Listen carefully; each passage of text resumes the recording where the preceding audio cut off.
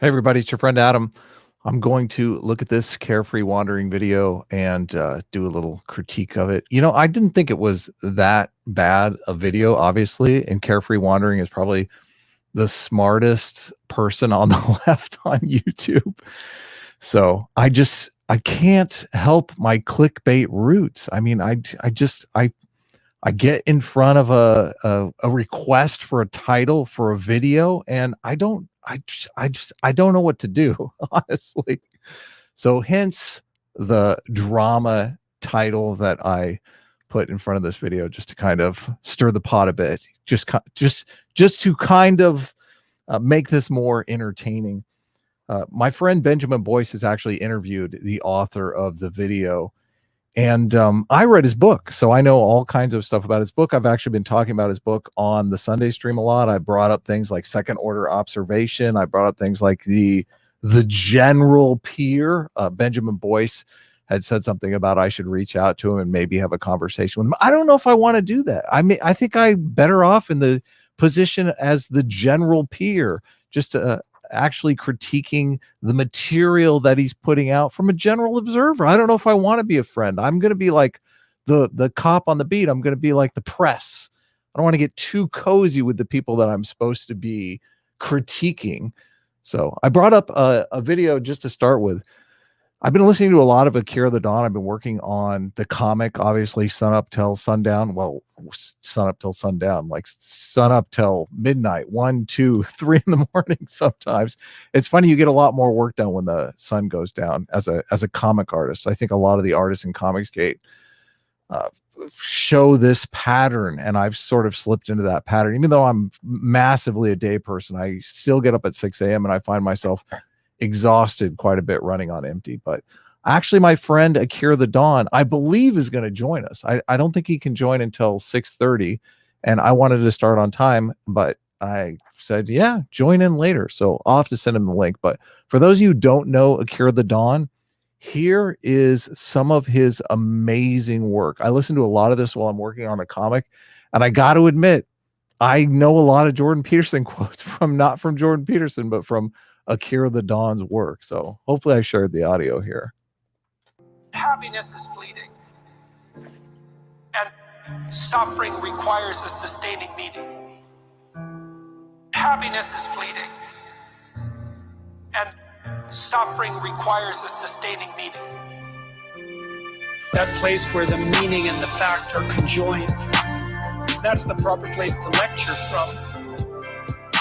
What you want to do as an academic is tell your students about something that you've encountered, that you've fallen in love with, and to communicate the love that you have for that. And not to say, well, you should read this book, but to say, well, here's this book, and here's what it can open up for you, and this is how it does it. This is what you'll gain from it. There's something in it that's of unbelievable utility, and you have to believe that in order to communicate it. I'm thinking of Jonathan Haidt here. This song is so me. This song is so me. Don't tell them just to read the book. Tell them how it's going to change their life. So many people, the number one, it's funny because it should be The Righteous Mind. It should be Jonathan Haidt's book. But the number one book that people constantly message me and say, oh, I read this book and it totally made me understand politics differently, or it totally made me look at the world differently, is Why Nations Fail. Why Nations Fail is a book that I'm constantly talking about, that people are constantly reading. But that book will definitely change your outlook on life. And it's got a brilliant hook in the very beginning of the book. He starts off and says, you know, that we're trying to answer this question: why do nations fail? And he looks at all the different places and compares nations that are prosperous and nations that are poor, and develops a theory on why some nations are prosperous and some are poor that's really compelling. His second book too, The Narrow Corridor, is also amazing. So I sent out some links. I sent a link to PSA Sitch. I don't know if he'll come in. I think probably he won't come in, but I just, so I don't have to do it later if he wants to come in.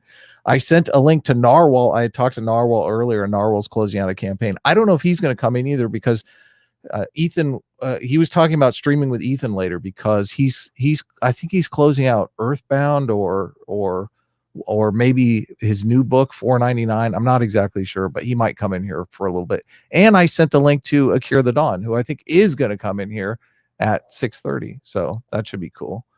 So I have the other video up here. Let me try Cecil's trick here, where you just paste it in here and then it comes right up. Some viewers asked me to do a video about maybe the most. Okay, first of all, I love this warning. This warning in the very beginning. All YouTube videos should come with this warning. My cat is being totally annoying here. Warning, this video is produced for attracting your attention and to promote this channel. Hell yeah, bitch. That's why I'm here. I'm streaming on my normal time spot, Thursdays, 6 p.m. Pacific, 9 p.m. Eastern, to attract your attention and promote this channel, to promote my comic book. Ooh, which I should say, we just passed 50K, $5,100 this week, which is awesome. So my hard work is not going to waste. So yes, warning, this video is intended to promote this channel, including the clickbait title that I put in it. The platform you are using is designed to be addictive and to mine your data for profit. Wow. That's just laying it out there, isn't it? I see Cullivar in the chat. I see Utter Nonsense in the chat. I see John Smith in the chat. How's it going, guys? Good to see you here. Let's watch this video and see if it's any good. Well, spoiler alert, I've already watched the video. So I guess maybe one of my broad strokes takeaway is that when people have an idea, and this guy has a really interesting idea about pro Felicity, and not pro the television show Felicity, but profile building, and a way that we build our identity in current year is revolves around profile and profile building. Obviously, this channel is part of my profile. My profile includes something I like to call authenticity, because I believe, I want to present an image of myself that is not unlike the image that I would hang out with friends presenting. Obviously, we've talked about this before, and I've talked about it with PSA Sitch. The image, well, I guess the image that you get with me here is the image that I hang out with PSA Sitch privately as well. It's my hanging out with the friends, hanging out with the bros, hanging out with my pals persona. That to me, it seems authentic, but his big idea is that we all grew up, well, many of us who are older, not the younger people in the audience. They've grown up in the realm of pro Felicity, but we grew up in the realm of authenticity, where building your identity very much revolved around this thing we called authenticity. There's another era that he speaks about, that's sincerity. Sincerity actually is the era before authenticity. He explains that in the book. Then he explains the era of authenticity. And right now we're in the era of pro Felicity. And he has a lot of commentary on how that affects our identity and building our identities, which I find, it's a really fascinating idea. And I was just watching Carlin Borsinko's live stream before I actually jumped on here, and she's talking about a lot of the things that make sense in the realm of pro Felicity. She wrote an article that ended up blowing up. It basically went viral, and it raised her profile, her Twitter profile. I think she has 80,000 followers, which is a giant profile. So she's put this profile out into the world and is trying to live up to that profile that she's presented to people. So it's a super interesting idea. But the thing about having an interesting idea, and it's Jonathan Haidt, shout out to him in The Righteous Mind. He talks about this in the very beginning of the book, The Righteous Mind. He says that once you encounter a big idea, and Jonathan Haidt's big idea is obviously moral foundations theory. Another idea that I use a lot, and a lens that I look at the world through, another big one that I look through the world through, is selectorate theory. But once you have this big idea, a lot of times people have trouble switching lenses. They only see the world through this one lens, this solitary lens. And this pro Felicity idea is a pretty good lens, but it's not an all-encompassing lens. It's not a lens that you can use for everything. And I think one of the problems with this video is that he is looking at Jordan Peterson solely through the pro-felicity lens. So what he says about Jordan Peterson through the pro-felicity lens, I don't necessarily have a problem with. I agree to some extent, but I think he's not explaining the phenomenon of Jordan Peterson as accurately.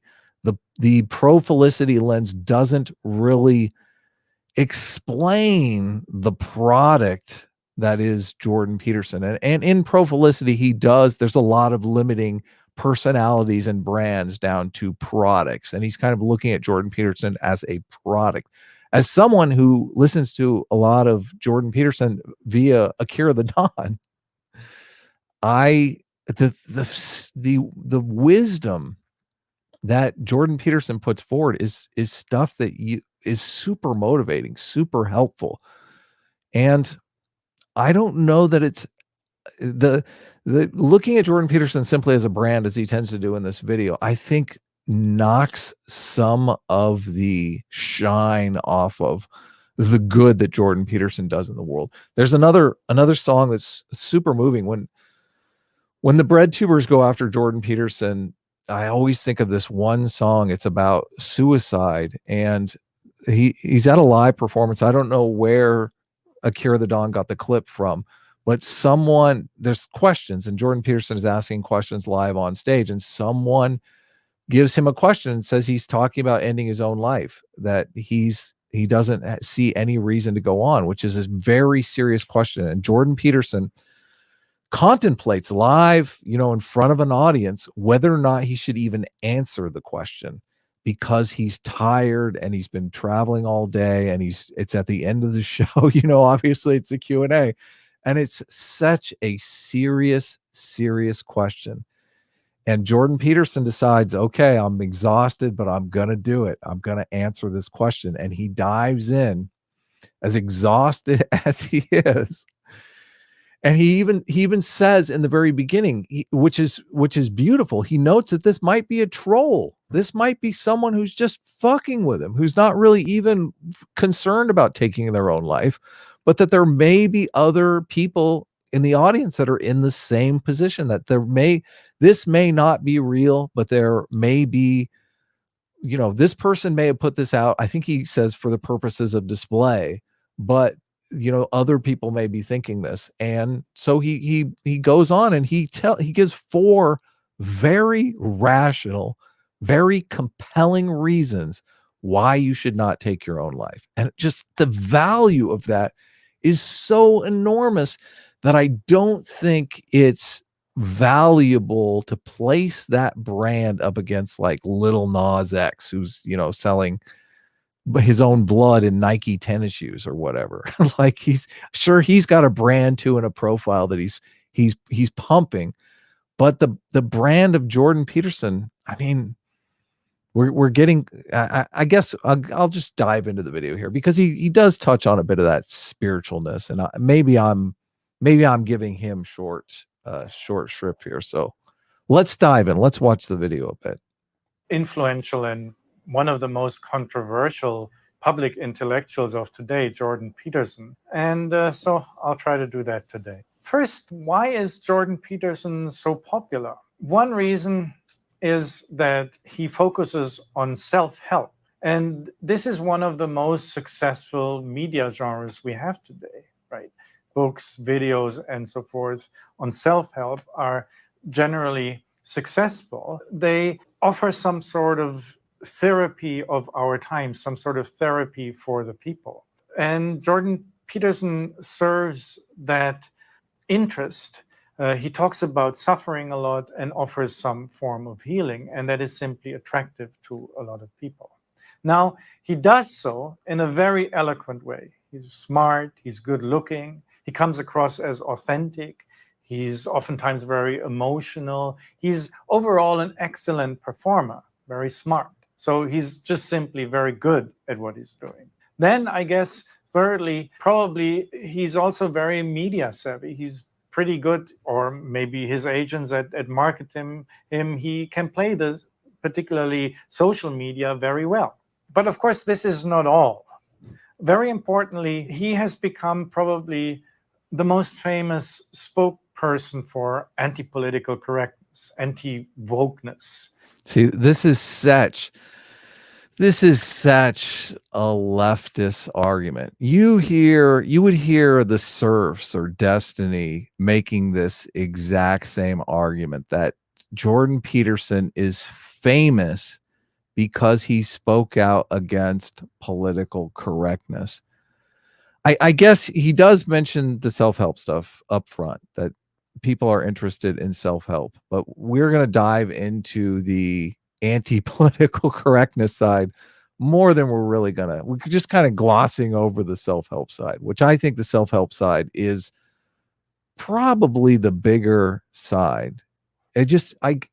When I hear a Destiny video or Surf's video or any of the bread tubers who are going after Jordan Peterson, a ContraPoints video, any of those people going after Jordan Peterson, I just think of that suicide song that Akira the Don so gracefully put together, because it's so misplaced. This is a guy who I get, maybe he's lying to us all. Maybe it's just a brand. Maybe it's just an act, but I genuinely think this guy cares. This guy totally cares. And the thing that keeps our society going is people helping themselves. Jordan Peterson famously says this all the time. He says, you have to find a goal to justify the suffering of your life. That's like a fucking Jesus thing to say, man. That everyone should know that. Everyone should know that. That's an important thing to know, that I don't think a lot of people phrase it that way. A lot of people think, what should I do?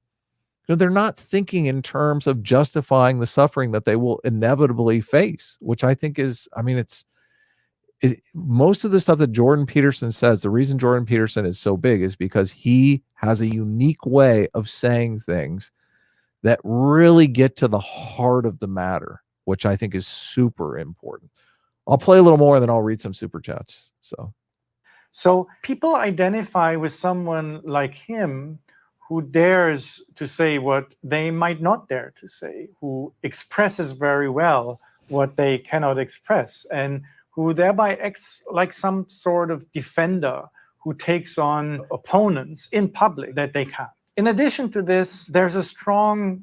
There is an aspect of that, obviously. This is why Vosh is popular. Vosh tells the people off that his audience wants to see told off. This is why Vosh went so hard at Sargon, because Vosh, that's what Vosh gets paid to do. Vosh is like a defense attorney, or not a defense attorney, a prosecutor, I guess, who goes after people. I mean, when you pay an attorney, you're really paying them to go after whoever it is you have a disagreement with. Moralistic element to what Peterson does. He sets up famously these two bogeymen, Marxists and postmodernists. And he not only sets them up as intellectual opponents, but as a threat to basically the well-being of individuals and the well-being of our society. And thereby, he appeals to some form of moral anger. Already Aristotle spoke about how effective that is. In this way, actually, I think he differs from Zizek, one of his major competitors, who uses much more humor. But anger might be even a more effective means of attracting attention and of getting support than humor. This is an interesting thing, because there's actually been a study on this that shows moral outrage does get more shares on social media, second only to awe. Experiencing awe gets a lot of shares on social media as well, which, if you look at Jordan Peterson hits both of those. The thing that I'm talking about that's the more inspiring aspect of Jordan Peterson is definitely an awe-based emotion. The suicide song that I laid out, all awe, just all awe. Awe at the authenticity, awe at the sincerity, awe at just the going through doing something like that when you're tired. Oh my God, we've all been tired. We've all wanted to throw up our hands and just quit. And the idea that he could go and do something so eloquent, just being exhausted. I've also heard that Jordan Peterson was sick when he did the first podcast with Sam Harris, which I mean, that's one of my first experiences with Jordan Peterson. And during the podcast, I was really on Sam Harris's side. I've made videos about this, but after really digging in and looking more at the podcast again and again, as I'm discovering truth and kind of finding my way through philosophy, I didn't really know much about philosophy when I joined YouTube. Jordan Peterson really won me over. And to do that, just the amazing back and forth that he did with Sam Harris, you know, after the first time through, you miss so much stuff, but when you're actually listening to it again, looking for clips for video to make certain arguments, certain things pop out that, man, you know, most people missed.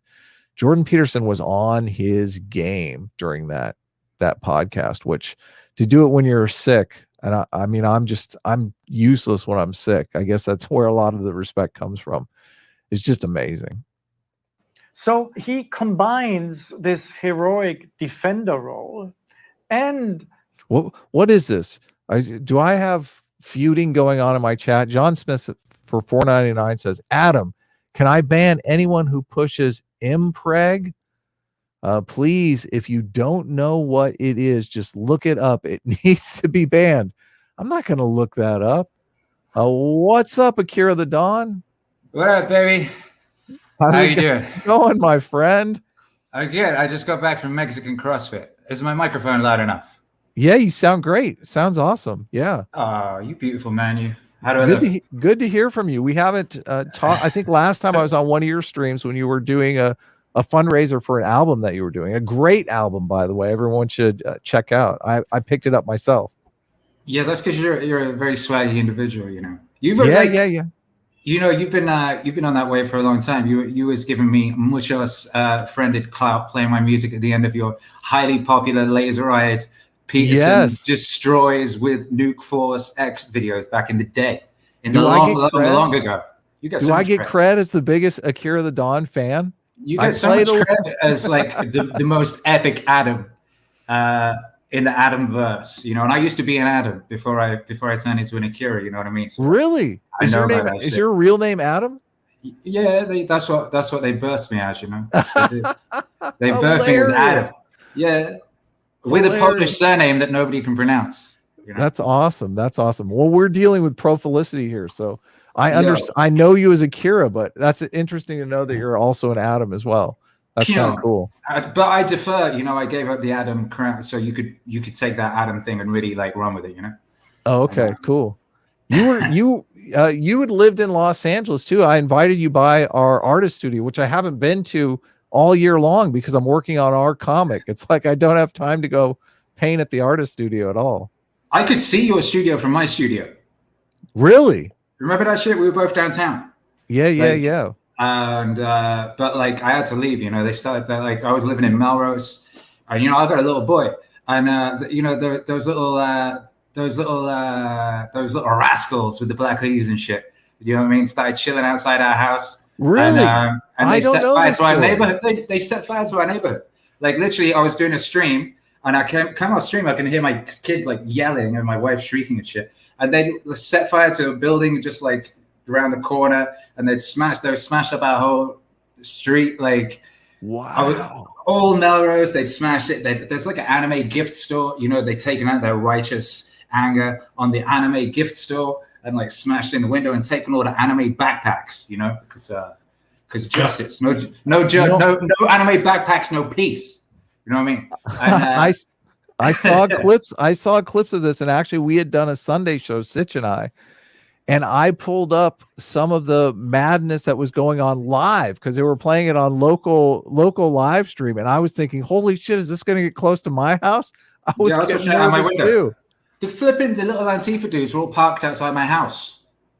Like, and they had these vans and they had all the signs and stuff in the back of them. Here's the double mega turbo tragedy, the fucking thing, right? So I'm living in Melrose, and I had these homies and they had a coffee shop. And what's your homeboy's name, which was the Savage Memes Volume 1 and 2 and shit? PSA 6 or Owen? No. You know homeboy who does like the kind of MS Paint style little drawings, and they're very sort of like based commentary. And his collection is called Savage Memes, and he's always leaving hate comments on Peterson's Instagram. What's the? I don't. Someone remember. in the chat will know who this is. Very famous, sort of like cartoonist. Oh shoot, what's his name? Anyway, he's like the most like right-wing cartoonist guy. You will. Okay. Someone will say in the chat in a minute. Savage Memes Volume 1 and 2 with the collections. And I'll look it up. Savage Memes 1 and 2. The local coffee shop had a massive one of his murals inside it that he had done for them, and they all used to be friends in 2013, 2014. Then the culture war happened, and he became him, and they went the exact opposite direction. Is this Shepard Fairey? Is that who? No. He's on the other side of the fence. Shep's like the super liberal guy. Shepard Fairey's like was a big Obama fan. He's the one that did the Obama thing. Oh yeah, you said right wing. Yeah, Shepard Fairey. He's now so right wing they just they canceled his Instagram account last week. Oh, is it? Oh, what's his name? And he does. He hangs out with Owen Benjamin and them guys. Savage Meme Book 1 and 2. Volume 1. Anyway, it's just this wonderful. What's that? Jim Bob. Jim Bob. There we go. Thank you. That was it. Oh my goodness. Jim Bob. What wifey just came through the door? My wifey used to be such a happy normie. She didn't know about what any of this stuff was. Jim Bob. And that was there. As soon as you open the internet, it comes in. Yeah, they were their lovely friends, they had a coffee shop, and he painted them the mural. Then culture war happens, and it tears them all apart, But they were doing their best. They're this little mom and pop, like little young couple making a coffee shop in Los Angeles on Mulholland. Working really hard, getting it together, and it was just starting to turn a profit. And then lockdowns come, and they shut it all down, all that type of business. And then there was another coffee shop that I went to, a similar story. They were Russian immigrants. They'd worked really, really hard. So it was this Saturday that Melrose opened for the first time. It was a Saturday, the first Saturday it was back open. And they were all really happy. I went to both coffee shops, and they were both really excited and delighted to have customers in, all that sort of thing. I'm walking home and I'm thinking, oh, how nice this is. And I'm walking home with my coffees, and I see these little Antifa dudes walking towards me, looking all rascally and cheeky. I'm like, oh God. Oh no, don't tell me. Not even one day. And I went back the next day, and both coffee shops were smashed. No, one of the coffee shops was smashed in, right? And the coffee shop that was run by the people with the Made by Jim Bob mural, they'd put a Black Lives Matter, We Stand With You sign on their window, and they'd been spared. But the other coffee shop had not put a sign up, and they had not been spared, and their windows were all smashed in, right? And I went to see them, and the girl was just outside the front, and she was just it was so sad because she was so happy the day before. You know what I mean? And that was that. And then that was, they literally had, they're like 4 hours. Wow. 4 hours since, March. And, we moved a couple of weeks after that, I guess. Wow. So Los Angeles was amazing in 2013. It was amazing in 2005 when I first went there. And it's not what it was as well, I do, yeah. Yeah, I moved to Los Angeles in 2000, and September 11th happened shortly after that, and I was like, "Fuck!" What the fuck? Oh my god! What's up here, Narwhal? What's up, Narwhal? You did come in. How's it going, man? Do you know Akira the Dawn? One of my favorite two of my favorite creators meeting one another for the first time. Oh my god! Yeah, this is cool. Akira, you're kind of like a celebrity to me. I follow you on Twitter. That's crazy, Narwhal. You're an epic legend. Oh, that's awesome. Wow.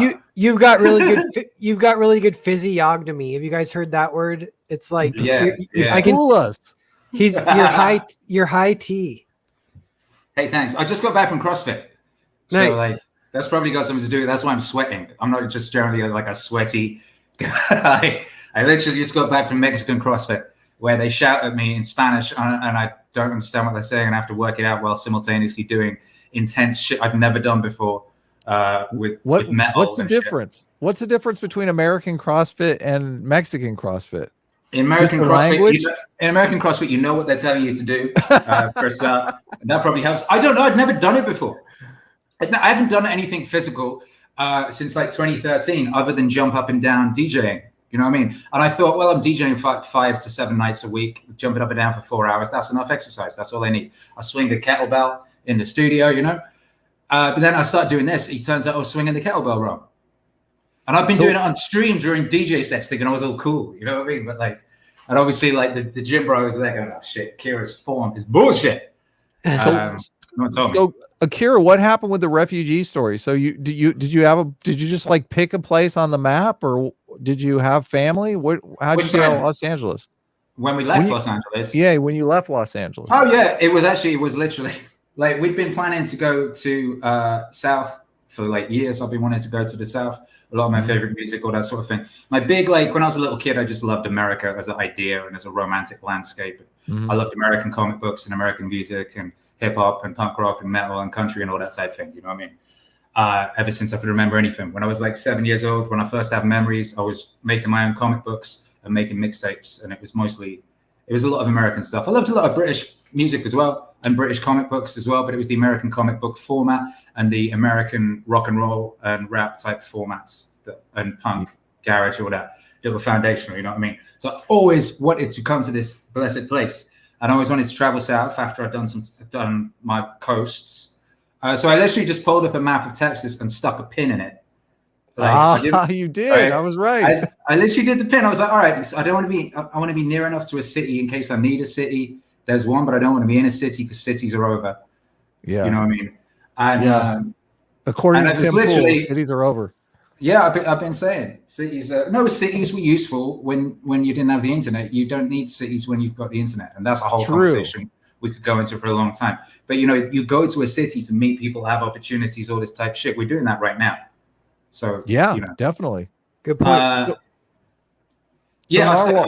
I stuck a pin in by a lake. I just looked for a body, and stuck a pin in, and I literally then the first house that came up in the Zillow search that fit the amount of right rooms, and I rang them up and we did a tour thing and said, yeah, that's cool, and got it and moved there without ever having been there or having been in that part of the world, and it's fucking perfect. It's a perfect place to love it. Good. Akira, are you friends with Jordan Peterson? Well, it depends what you mean by friend. Okay, but you like talk to him sometimes? And we talk, we hang out, we chat, we email each other things, we converse. He sends me that's pretty cool stuff. He records me things. If I ask him to record me things, I'll be like, hey, Jordan Peterson, you've never said this thing and I want to turn it as a record. Could you possibly read it out for me? And he sends me a couple of takes, you know. Wow, nice. That's awesome. That is awesome. I got to tell you, I tweet a lot of Jordan Peterson quotes that I get directly from your songs, Akira. Yeah, well, I just find the best bits, right? You know what I mean? That's part of my thing. Is find and the you stuff synthesize them. How does he put it? If you find the passages that glitter. Yeah. Yes. That's what he was doing with the Bible, and that's what I do with all my guys when I'm making my records. Is I just look out for the stuff that glitters. You know what I mean? Like in a video game when you're supposed to pick up a chicken leg off the ground or whatever the fuck, right? That thing is glittering. You go, you don't look at the stuff that ain't glittering. And that's I know exactly what you're talking about. As an artist, that's what we're looking for. We're all hunters and gatherers. We're all looking for the magic. We want to make the magic happen. That's right. Yeah. Well, not even making it happening. It's just fucking pulling it out of wherever it is, right? Yeah, combining it. It's just pulling it out of the fucking alchemists. Sky. What Stevie Wonder said. Stevie Wonder always had his thing that, you know what I mean, he just shut himself off and let God flow through him. You know what I mean? And Grant Morrison always talks about 5D space and Alan Moore always talks about idea space. And yeah, that's it. Grant Morrison talks about the fifth dimension, which is where all the ideas and things hang out, right?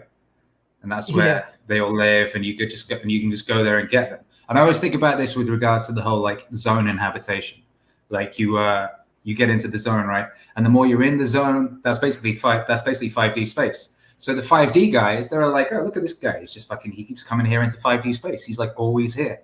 So if you hang out there enough, my theory is they'll crack open the good shit and like let you get some of that good shit. You know what I mean? If you just keep busting in there, they're like, okay, this guy's, he's not a fucking, you know, he's not one of these guys waiting for a muse to come along and suck his dick or whatever. Totally. He's You got to fucking make making it happen. Yeah, And you keep gotta doing make that, it happen. they'll crack out the good shit. You know what I mean? They'll bust open the box of the really good ideas rather than the ones that everybody gets. Yeah, You gotta- David you Lynch gotta says wind that your way through too, the shit. and Stephen Go King ahead. says that too. So many great artists talk about that. I think the process kind of gets you high too. It can give you like a purpose in life. It's like trying to tap into the fifth dimension. Right? I mean, what greater purpose? That's a good adventure. That's a good fucking adventure. Yeah. I love David Lynch a lot. Some people, David Lynch is an acquired taste. It's good to hear you're a David Lynch fan, Narwhal. Yeah, I do love him. I love Blue Did Velvet. he make a movie after Inland Empire? I'm not exactly sure. He did. I think he did a Twin Peaks movie, like a third or fourth. He did movie, he did a series which I haven't watched because I wanted to make sure I'd finished watching season 2 of Twin Peaks, but I couldn't get fucking through it. Yeah, after they reveal the killer, it gets boring. it got really farcical. It just got really just wacky. But I remember Inland Empire came out, and I saw that in the movie theater, and I was at this point going through a phase of having a hip flask at all times. You know what I mean? I had a hip flask of bourbon, and I would pour it into my soda, and I would go watch movies and get drunk. And that was a really long ass movie, so I went through like all of my booze and multiple stuff. But I remember at the time it was the first movie he shot on digital, and he was going on about how amazing digital was. And now he could shoot on digital. There was no stopping him in his creativity, and he was going to make a movie every year. And I'm pretty sure he never made a movie again. I always wonder what the fuck happened. The Inland Empire, yeah, it was shot on digital. I'm not sure that I ever saw Inland Empire. I saw Lost Highway. Weird. Inland Empire. It's got some nightmare. It's a David Lynch movie. Yeah. It's got the most nightmare fuel stuff I've ever seen in a movie, though. It's like really? I get kind of bored sometimes watching it, but I like it, and it is scary as a couple parts. Mulholland Drive and Lost Highway. I remember seeing Lost Highway in the movie theater with a bunch of friends, and I walked out of the theater thinking, this guy's a fucking god. This movie was amazing. And everyone else I was with was like, that was a piece of shit. That was the worst movie I've ever seen. And I realized those are the friends you gotta get rid of. You got certain friends, you cut off friends, they're holding you back. Those fools will hold you back. I remember when I loved that movie. And then I went to Los Angeles in 2004, 2005 to make an album, and I was staying in a converted Masonic lodge on Mulholland Drive. Oh, wow. Holy shit. You were in the thick of it.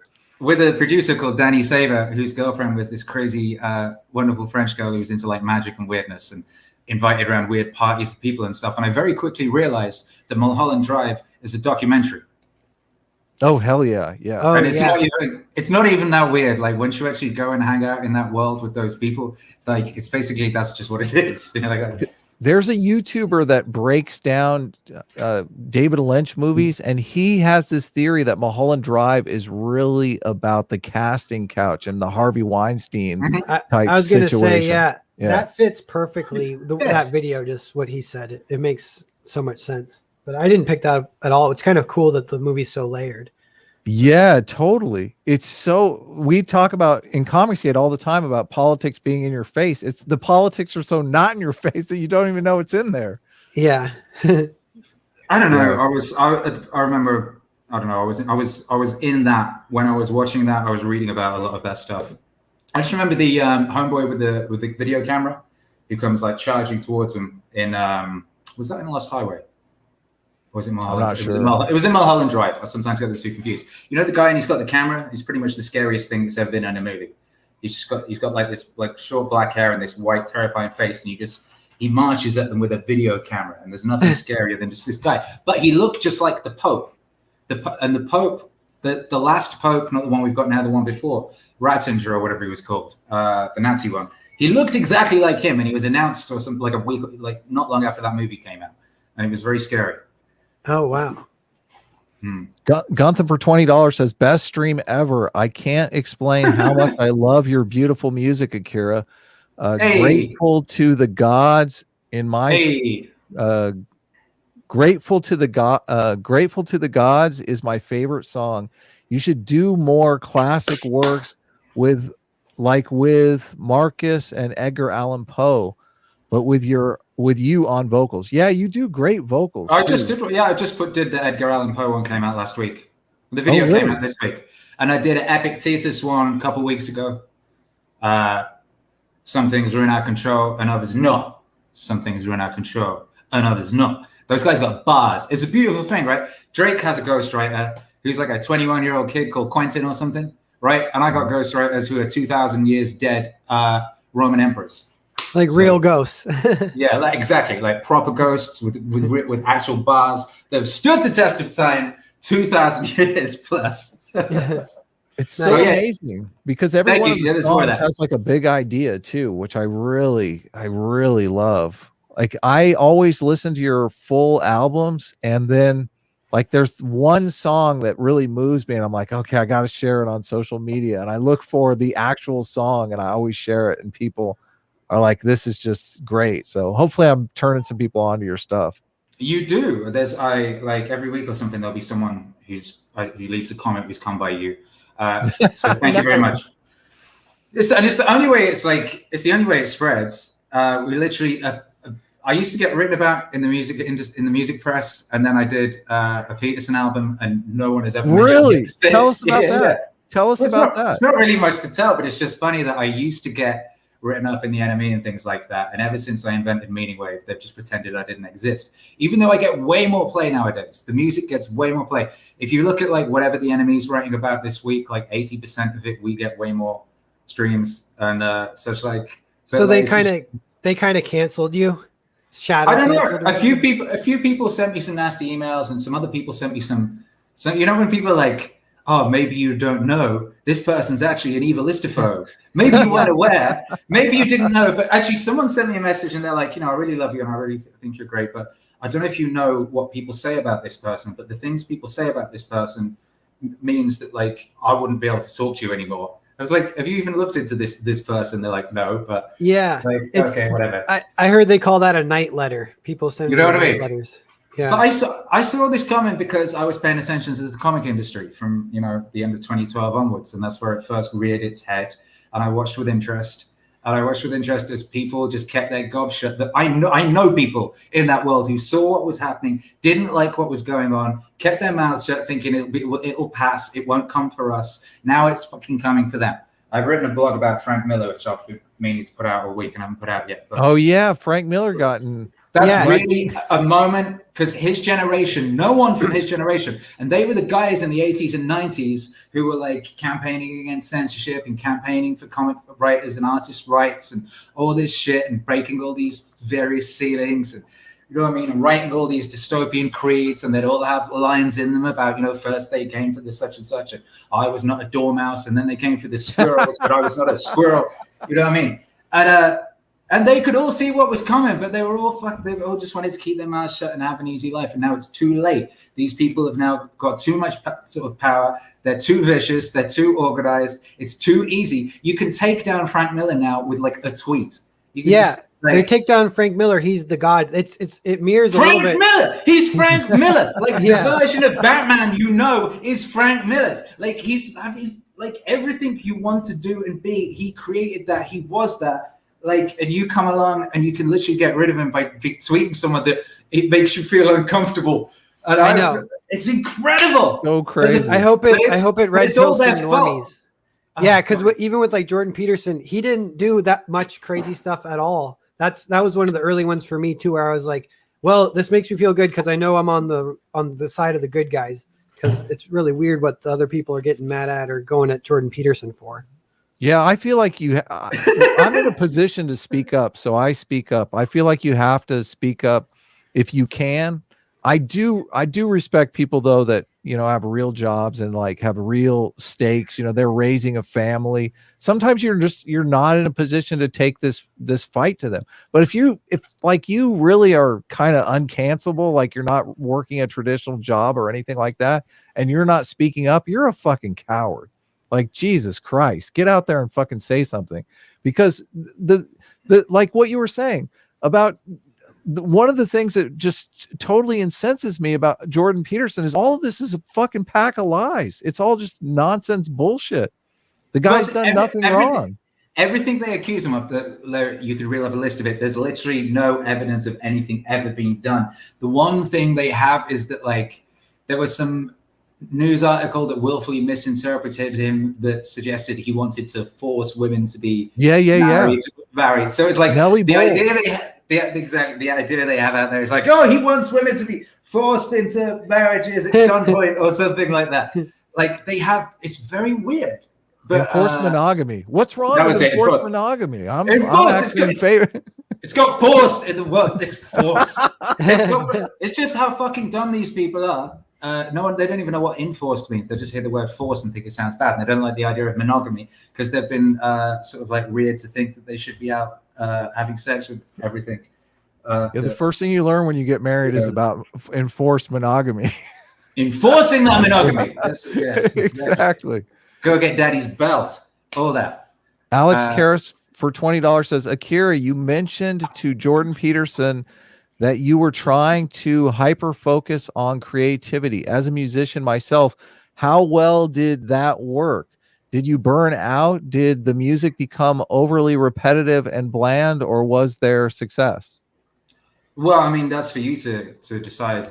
Hell yeah, it was successful. I haven't burnt out. I've been doing it. I've been engaged in the hyperproductivity / zone inhabitation experiment since February 2018. I've made music pretty much every day since then. It gets better and better. But whether the music's got repetitive and bland, that's down to you. But the people who enjoy the music, if you go look at the comments on any of the records that come out, it's always, oh my God, this album's better than the last one.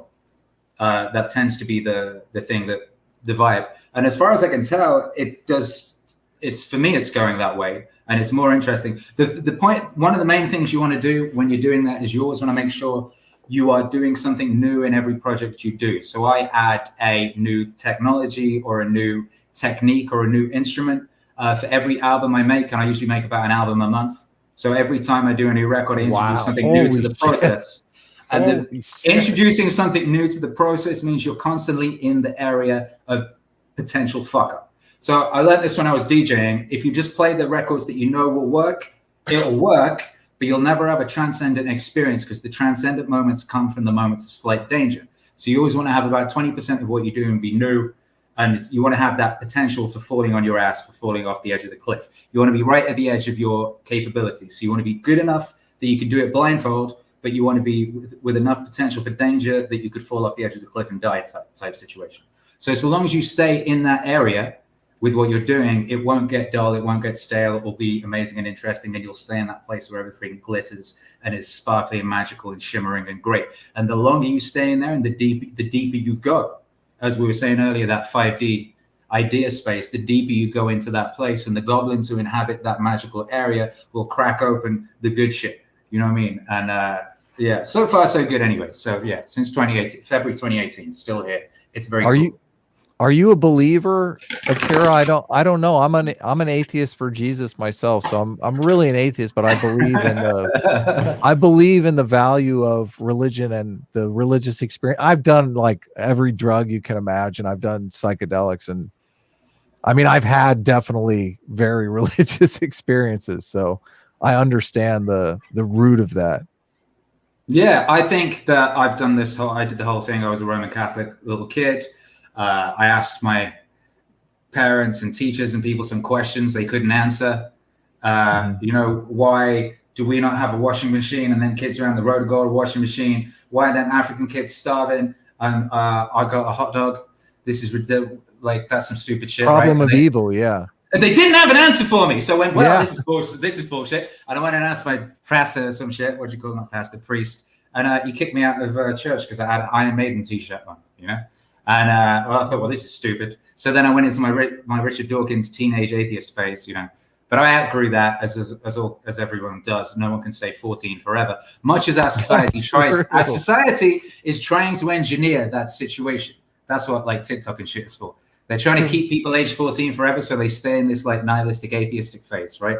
But once you get through that, you know what I mean? What did Carl Jung always used to say, that like God is at the bottom of the glass or whatever, right? Like you go through all that stuff. I can't remember exactly how he put it. And then when asked about God in his later years, they said, "Do you believe in God?" And Jung said, "I don't believe, I know." Oh yeah.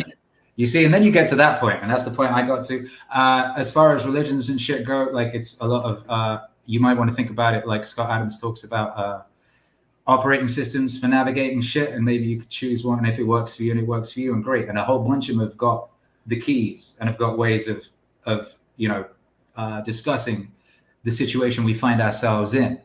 You know what I mean? And that's what they're for. Yeah. And it's a tragedy that the teenage phase our society is going through does the thing where the teenager goes, oh, fuck, my parents don't know anything because they couldn't answer that one question or whatever. And you throw away the whole thing. And then you try and work it out on your own, but you can't.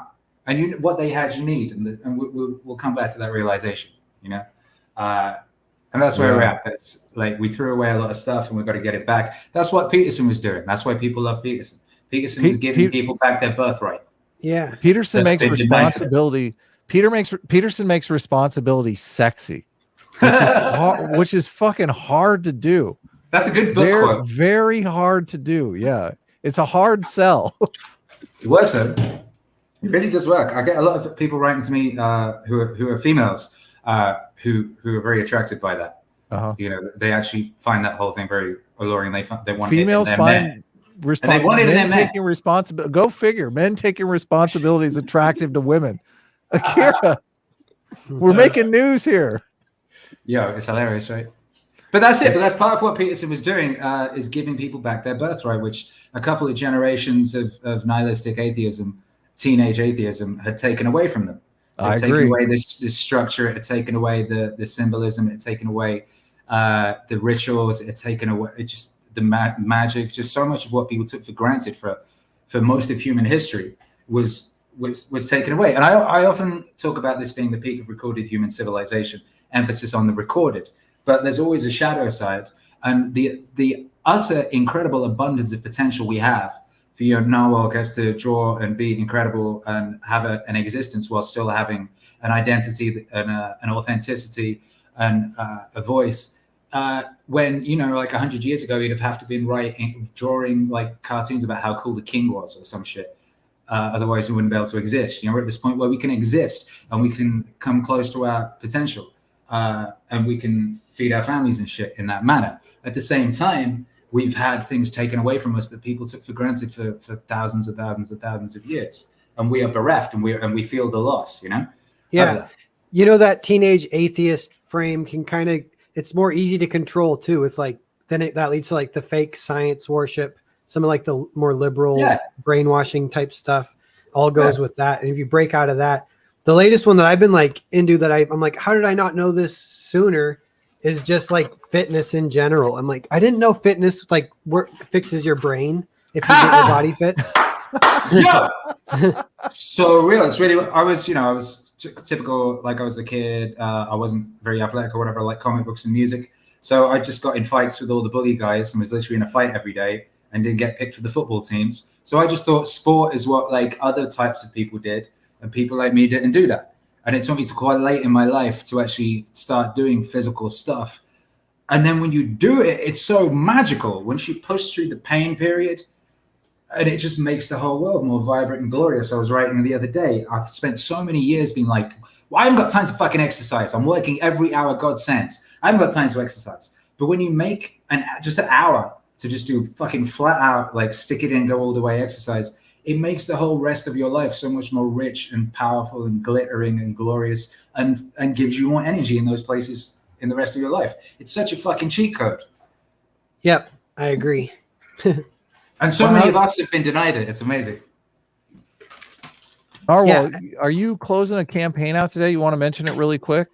Yeah, let me share my screen even. Here we go.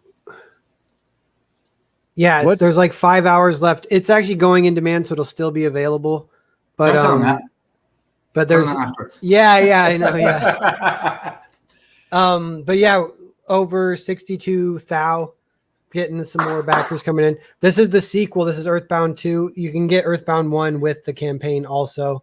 And then there's there's the 3 sketchbooks. You can get sketchbook 1 and 2 and then get 3 as the add-on. The sketchbooks, that's like kind of secret. There's only 70 available. There's only 15 left. And because those include the Nosferatu comic, and it's there. 20 pages of it are in sketchbook 1, 20 pages are in sketchbook 2, and 26 pages are in sketchbook 3. It's 66 pages, and it's just an adaptation of the Nosferatu silent film, which the anniversary of that film is next year, so it's going to get released next year. So this is like a kind of just fun side thing that a lot of people are into. You can back the 3 sketchbooks, get that book before it comes out. This book better be epic. I mean, which one should I get? I'm going to go back it right now. Which one is the good one? The sketchbooks 1 and 2, and then get sketchbook 3, and then if you got to get Earthbound 1 and 2 also, then you'll get. What is the sketchbook, Narwhal? Is that like your sketchbook that you put together for thinking about the book, or what is that? Yeah, it's kind of just like it's random sketches and then short comics. But between the 3 sketchbooks, there's like quite a bit of content. There's like the Naked Samurai shorts. There's 3 of them, I think now. Mm-hmm. Are you sketching digital and then putting together a sketchbook that way? Yeah, I doodle on paper, but it's not like professional. It's all scribbles kind of, and then I'll sketch digitally and keep some of those. What tablet do you use? I have a Wacom tablet for the desktop for like finished comic work, and I use Clip Studio, and then I just have like this Samsung Delio. I think is my screen showing? Yeah. Yeah. Do you have something you want to share, Akira? Do you just my love for you, you know? just my heart. How can people buy your work? I mean, I bought a bunch of stuff off of go miniwave.com. Go miniwave.com if you want to buy shit. You can Bandcamp, you can download the music if you want to own downloads. Bandcamp, that's it. Bandcamp, you can do that. Go miniwave.com, you can buy flight apparel like this. You know what I mean? You can get fly shit like this. Yes. In shit like that. You can go, we've got Indiegogo, you can order some of the vinyl. I have a vinyl right back here. Your vinyl. You got a What's Wave, Sexy Time. But I don't have a record player, so it's never tasted the needle yet. I just listen to the MP3s, which is great. So yeah, well, when you finally do that, it's quite an experience. It's very weird. Like it's different. It really is different. It feels different. It tastes different. Like analog. Oh, I know. It sounds like such a dick thing to say, but it's so true. It's so pretentious. You pretend. Yeah. But it's true. It's just it's just a different thing. What's that? We used to. I mean, it takes me back because we had like a record player in high school. We used to get stoned all the time and, put the headphones on and listen to the record player. And it's like the background is almost like the rain. You can just hear every little. Well, all my records have that in anyway. Like all of my songs, I put background noise on top of them, which is usually a combination of tape hiss and vinyl crackle and nature sounds. I'm here in Playa del Carmen in Mexico right now, where I'm in exile, and I just walk around recording the sound of the streets. And are you in Mexico? Outside. Yeah, I've been in Mexico for like 3 months, something like that. Okay, I thought you said you were in America though. Are you? No, I'm in exile. Oh, okay. Are you in a border? Exile? No, I'm in. What time is it there? I'm in Playa del Carmen. I'm in Central Time. It's 9:00 here. It's good. Okay, 9 p.m. There you go. But no, because I'm a legal immigrant, so legal immigrants have to get kicked out. So, really? Yeah, it's half legal immigrants. Biden won the election. I heard we can get your green card. No time flat now. Come back. If I pretended to be like a child or something, like maybe I could get through. I've changed my position on immigration. If I had Akira the Dawn back to America. If I was a child and I had COVID, they'd probably send me straight to Texas. You know what I mean? But as it is, it's this crazy situation right now where it's like I got a new visa approved, which is the Alien of Extraordinary Ability 01 visa. Literally says Alien of Extraordinary Ability. Really? Cool. Holy shit, that's awesome. It's very cool. But you have to leave the country immediately to go to an embassy and get it stamped. So me and my wife and kid have to leave the country. We have to leave the studio, leave the house, and go to an embassy. But there's no embassy appointments till next year because of COVID? Because of Tom Hanks disease and all that stupid shit. You know what I mean? Oh, yeah. So because of Tom Hanks and the communist Chinese, there's no embassy appointments till 2022 or some shit. So I'm like, I'm out here in an Airbnb in Playa.com and like Tom recording. Hanks was the first celebrity to get it. So and it was like March 1st or something. It was like a satanic ritual. Have you guys seen his Instagram account? It's fucked up, kind of. Not recently. He posts photos of single shoes and single gloves. Yeah. It always seems like he's someone he's like trapped. He's trying to communicate, right? It's like always one of those ones. Do you remember when this time last year, everyone thought that like, not everyone, but a lot of people thought that like Ellen was under house arrest, and there was all those rumors going around that like they were going to turn the internet off for 3 days, and then after 3 days, the internet was going to be turned back on, and like all of the pedophiles were going to be strung up outside the White House, and it was all going to be glorious. And la, la, la, la, la. Do you remember all that shit? Oh, that was funny. Yep. Yo, do you remember them? Do you remember them like seeding the idea of aliens and shit this time last year? Yeah. Like, putting out those Blink 182 videos and saying that they were legit. Do you remember? I remember Blink 182 basically is big time into UFO technology and was. No, but he went on Rogan and he showed some videos. I remember. And then this time last year, the Pentagon co-signed released said it was legit. Yes, they released a bunch of videos, and you look at those videos, and you're just, it's like, it's impossible to not deny. And not only that, they look so amazing, but they're being recorded on multiple different devices. Like there's literally a ship recording the thing on radar, and also, you know, the mechs are following it, or the F-14s or F-22s, whatever they are. They're following it. I think mech is Russian. Mech is the motherfucking Japanese anime. I'm showing my age. Mechs is giant robots. So it's like the giant robots. It's the MiG. The MiG is the Russian. The Russian F-14. I think we're up to F-22, but you know they're following it there. The ship is following. They're all shouting, obviously, right? It's something. Yeah, you can tell. They're like, we're seeing something bizarre here. So Scott Adams actually covered that. Was trying to say that it was a bird. Scott Adams was covering that, was trying to say it was a bird, and I was like, Scott, you've lost your mind. No. Do you not see what he does? He's so good at what he does. He's so brilliant. He was shouting me out this morning. Shouts out to him. I know you're friends with Scott Adams. I'm in a tiff with Scott Adams right now. He said some very nice things about me this morning. He was comparing me to the Beatles.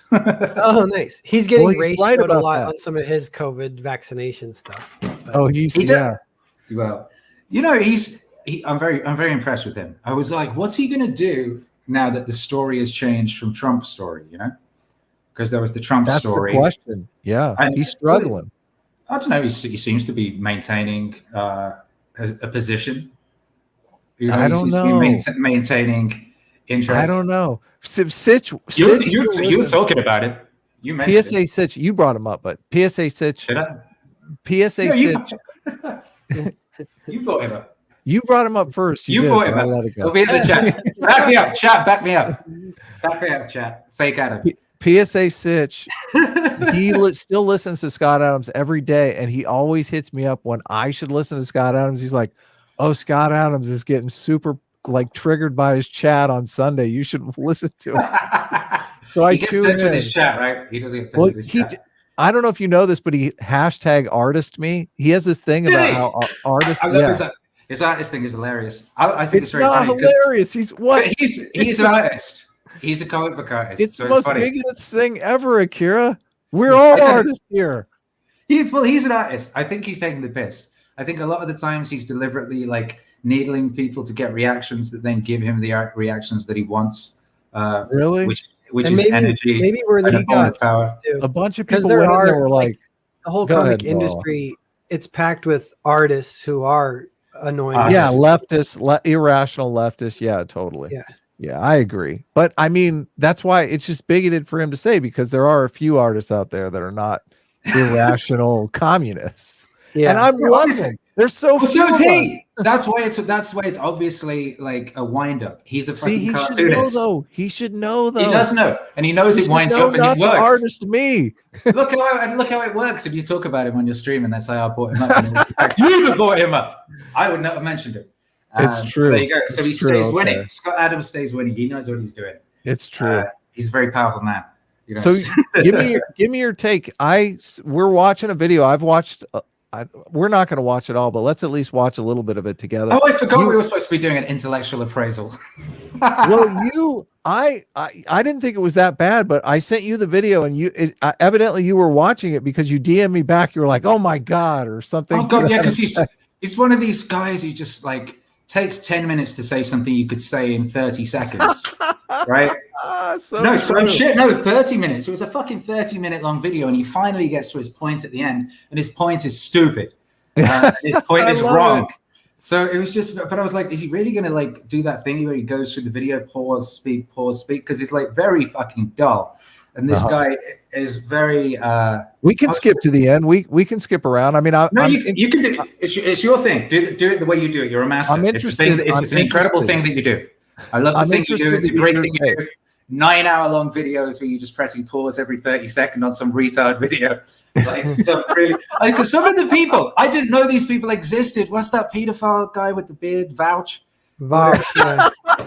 Like, I didn't know these people existed. And then like I go say, oh, what's Adam up to? And he's pressing pause on these absolute just physiognomy, whatever the fuck you call it. Like these people look so simultaneously weak and scared and angry and feral and confused and lumpy and sort of porridge textured and decaying and just dripping with sorrow and misery and rot. And you sit there taking their points as if they're like worth paying attention to at all. As if they thought about them for more than 3 seconds, which they obviously never did. It's amazing. Come on. You know, real communism has never been tried. Okay, we have to get to the. We have to get to the bottom of this mystery. There's a mystery here. I'm fascinated. Adam, why is it they're all pedophiles? I'm very curious about that. That's part of the mystery. What is this mystery? Danimal the Bruce. Shouts out to Danimal the Bruce. Says, got the JVP vinyl. Super excited. Hey, guess what? One of the test pressings is being listened to right now in Texas by one of our friends. You know, and apparently it's great. So. Thanks. Cool. Michael Roof says ATD cuts to the King Chase, and he does. I'm reading your chat, and I read someone's chat, and they didn't super chat. Does that ruin your whole system? No, not at all. Chris Olin for $10 says, "Life is suffering. Much love, Wave Lord." Thank you, Chris Olin. Olin. Yeah, you're a YouTube legend, man. You're a musical master. Well, you're a press pause and talk, and then press pause again, master. And it's an honor to be here. Well, I'm curious. Yeah, I'm curious. I'm definitely curious your take. I actually read this guy's book, and it was pretty interesting. Oh, and it is. I mean, you might like it. Obviously, he quotes Judith Butler unironically, which you probably will hate. I don't, obviously. But this guy is. I mean, he's like Vosh, but smart, which I'm super curious about, because that's like saying like a brick but wet. Vosh is confident. Vosh is super confident, but not smart. This guy's smart and maybe confident. Did you watch this video, Narwhal? Do you have a take before we? I watched the first 5 minutes, and I couldn't tell what he was getting at. I started to get a vibe that he was against Jordan Peterson, but I didn't even know really. But yeah. Oh, well, the first 15 minutes he just says why people like Jordan Peterson. Until it's about 20 minutes in, he starts to like show why that's sinister. But for 15 minutes, he does that. I understand your argument. What do you call that? There's a proper word for that. Yeah, steel manning or whatever. Sucking up. Steel manning. Yeah, he does 10 minutes of steel sucking. Yeah. Steel sucking. He does winning steel over sucking. The audience. Well, I think the turn is right here at 2:51. He seems to be talking about the political correctness and not sucking up. So I'm going to play a little bit of it, but we'll jump forward like 20 minutes forward if it's not interesting. This moral anger, and this is important with mythology and with religious elements. So there's a strong spiritual dimension to what he does. So he almost becomes something like a savior figure, like a warrior saint of our times. Now, this is the thing that I'm always being accused of, is like people call me a Jordan Peterson disciple, but I've had many opportunities to go see Jordan Peterson. I've never gone. I'm super fascinated by his ideas, but I'm not like a worship the man type guy. Hey, you've probably seen him speak before, Akira, haven't you? Yeah, I saw him once in LA, and he's very good at speaking.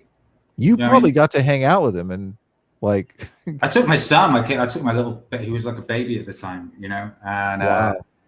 yeah, and we met Tammy and Tammy all that, and Tammy's very lovely.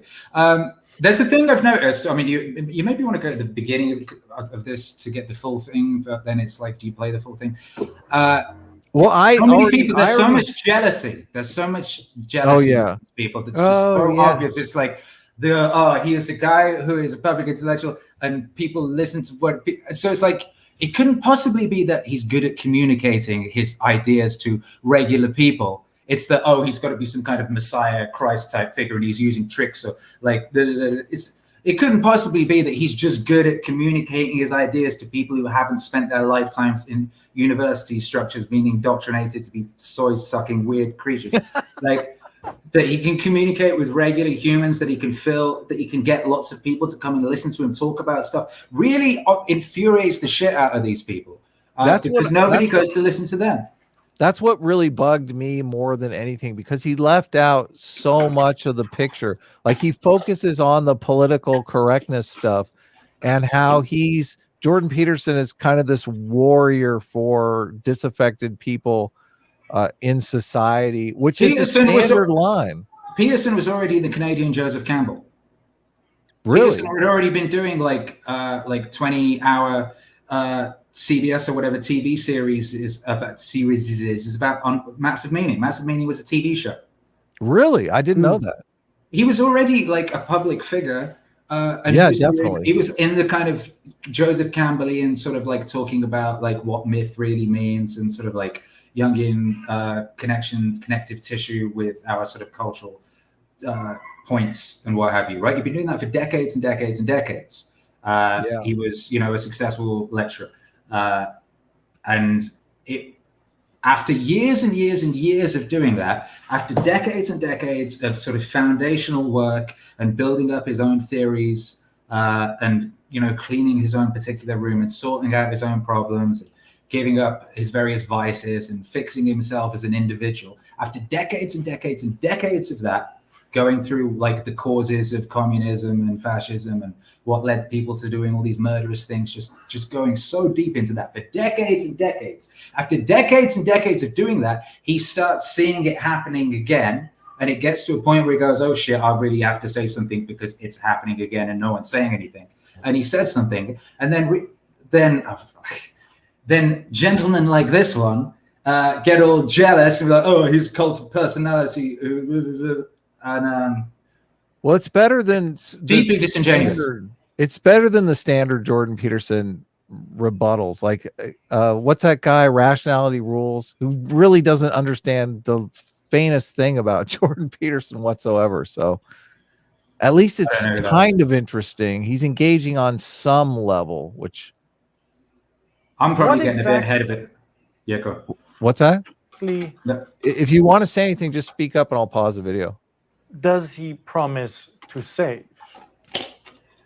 There's a short video entitled Jordan Peterson on individualism on YouTube. We'll put a link on it. This is another place that I had a problem with his take, because Jordan Peterson does talk about the power of the individual. And I think that that's super important, because it's kind of like he's a motivational person. This guy is basically, he has this idea, the Carefree Wandering guy has the idea that we've been displaced. And one of the other displacements that we've had, I think he lays up 3 of them. Like we were the center of the universe at one time and we no longer were. Like evolution came along and knocked us off our pedestal. He gets to that in a bit, yeah. Well, we might pass it up, so I'll just throw it out. Okay. What was one of the other displacements? Oh, the psychology. Like Freud came along and like most of our thinking is unconscious, not really conscious. So even the conscious mind is not running the show. And then evolutionary theory, that we were not created first by God or whatever. We were like the end of the line of right. Of evolution. But he likes this other philosopher who also says that the individual isn't really driving the ship of society, that society has these greater structures that are really in control, empowering the individual, which I believe. But at the same time, and I think I even left a comment on the video about it, because like there's a saying that, without individuals, nothing ever changes, and without institutions, nothing ever lasts. So there's this tension between the individual and these institutions. Like you can make an argument that, say the Wright brothers didn't show up at Kitty Hawk and actually learn how to make a fucking airplane, right?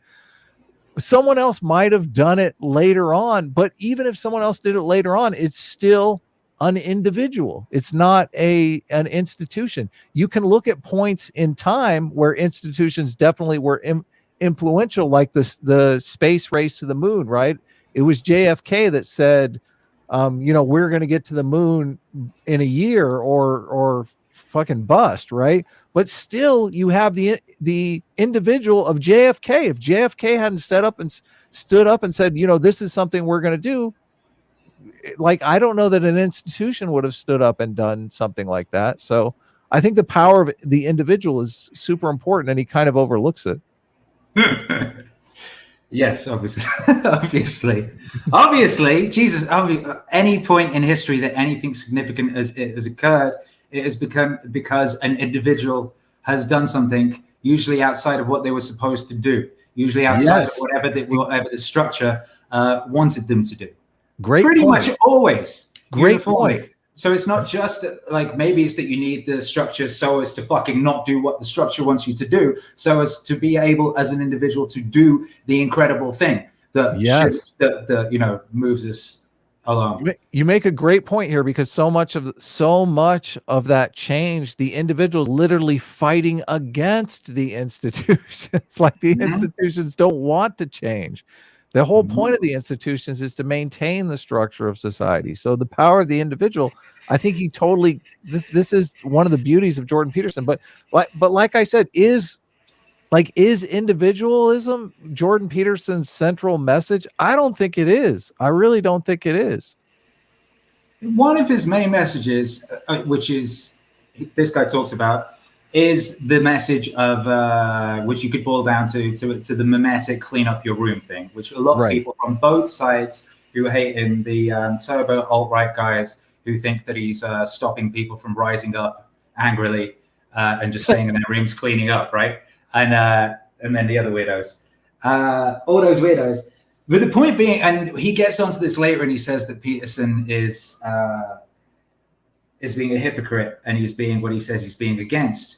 When his advice to someone is to basically sort themselves out. And when he talks about how, a lot of people in their early years have this thing where they take on sort of self-righteous moral crusades in order to sort of cover up what's lacking in themselves, to make people like them, to have a place in society, to appear virtuous and cool, so they don't have to face the dragon within them. Yeah. That's true. That's so true. And Peterson was only able to do that. He's like, but that's what Peterson's doing. He's out there and taking on big worldly causes. Yeah, in his late 50s, after he spent decades and decades and decades doing the other stuff. Yeah. So, he isn't a drunk anymore, and he doesn't smoke anymore, and he doesn't have the various other naughty things that he used to do, and he's fixed lots of stuff. And now he's finally at a point where he's like, okay, we can work out with a bit. But you don't, the point is that you can't do that until you first face all the various dragons that lurk within and fix all those things that are stopping you being the true you that you need to be to go out there and be the light in the cosmos that is lacking without the fullness of you. You have to be the fullness of you first. You can't do that stuff first. And that's one of his main points, that his enemy is always willfully misconstrued.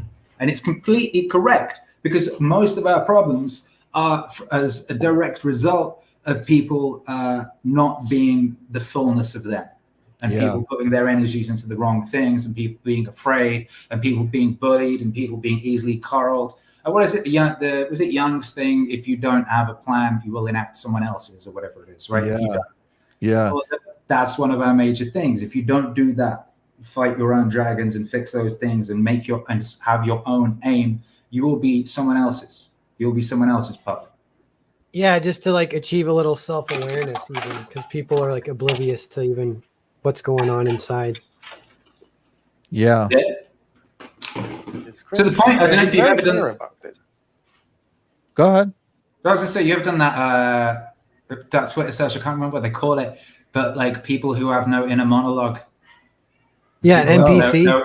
No, people who have, but real people. There's this whole real thing. Someone tweeted something and said, "Oh, I don't have any inside thoughts or inside voice or anything." And then loads of other people like, "Yeah, me neither. What the fuck?" And then they're all like, "Yeah, it's this alt-right thing that everyone's got to have some kind of inside feeling voice or something like that." It's just like hundreds and hundreds of people all tweeting on this thread about they have no inside voice. Am I alone? I have the inside monologue. I talk to myself all the time. What? Yeah, well, there's people who don't, and they're on Twitter threads being angry at people who do and think they're weird. So it's like that seems like it's the odd man out. Yeah, exactly. What? It's like no inner monologue. How do you read a fucking book? How do you read a book? A lot of people don't anymore. You know. Oh God, that's so weird. That's disturbing. I'm sad you told me that. It's real. That could be a whole show in itself. Let's dig that up and do a show on that in the future. That sounds fun. Anyway, let's carry on with this gentleman. You've done 3 minutes. We're not going to get through this video anyway. So he promises to save nothing less than Western civilization, and his core. Do you? That's such. Have you ever heard him say, "I'm here to save Western civilization"? I know exactly. Yeah. He's saying, "Clean up your room, sort yourself out." He's saying, "Save yourself." He's saying, "Put together a goal that will justify the suffering of your life." Take up your suffering and bear it. Yes. Nobly. Yes. How could you? That's disgusting. He's giving people advice on how to be good people, not saving Western civilization. He does mention, though, that if too many people adopt a pathological existence, then society becomes pathological. But I mean, that seems true. And he also talks about the benefits that the West has brought to the world. And he talks about the good things about Western society and culture. And he does talk about those things, which had not been done for a while. Yes. So there is that. It's not that the West thing is a complete fiction, but he certainly doesn't wander around with a fucking cape on going, "I am Captain Save the West." We could focus on building the future instead of criticizing the past. Yeah, boss. Yeah. I know all of these from Akira the Dawn songs. I'm the biggest Akira the Dawn fan. Is that Western civilization is under threat. It's under threat by Marxists and postmodernists. And look at that smirk. You see that little smirk? See that little smirk there? He's one of them. I know. He's one of them. So many people. I read his book, and so many people were giving me a hard time. Like, he's a communist, and I'm like, yeah, I believe you are correct.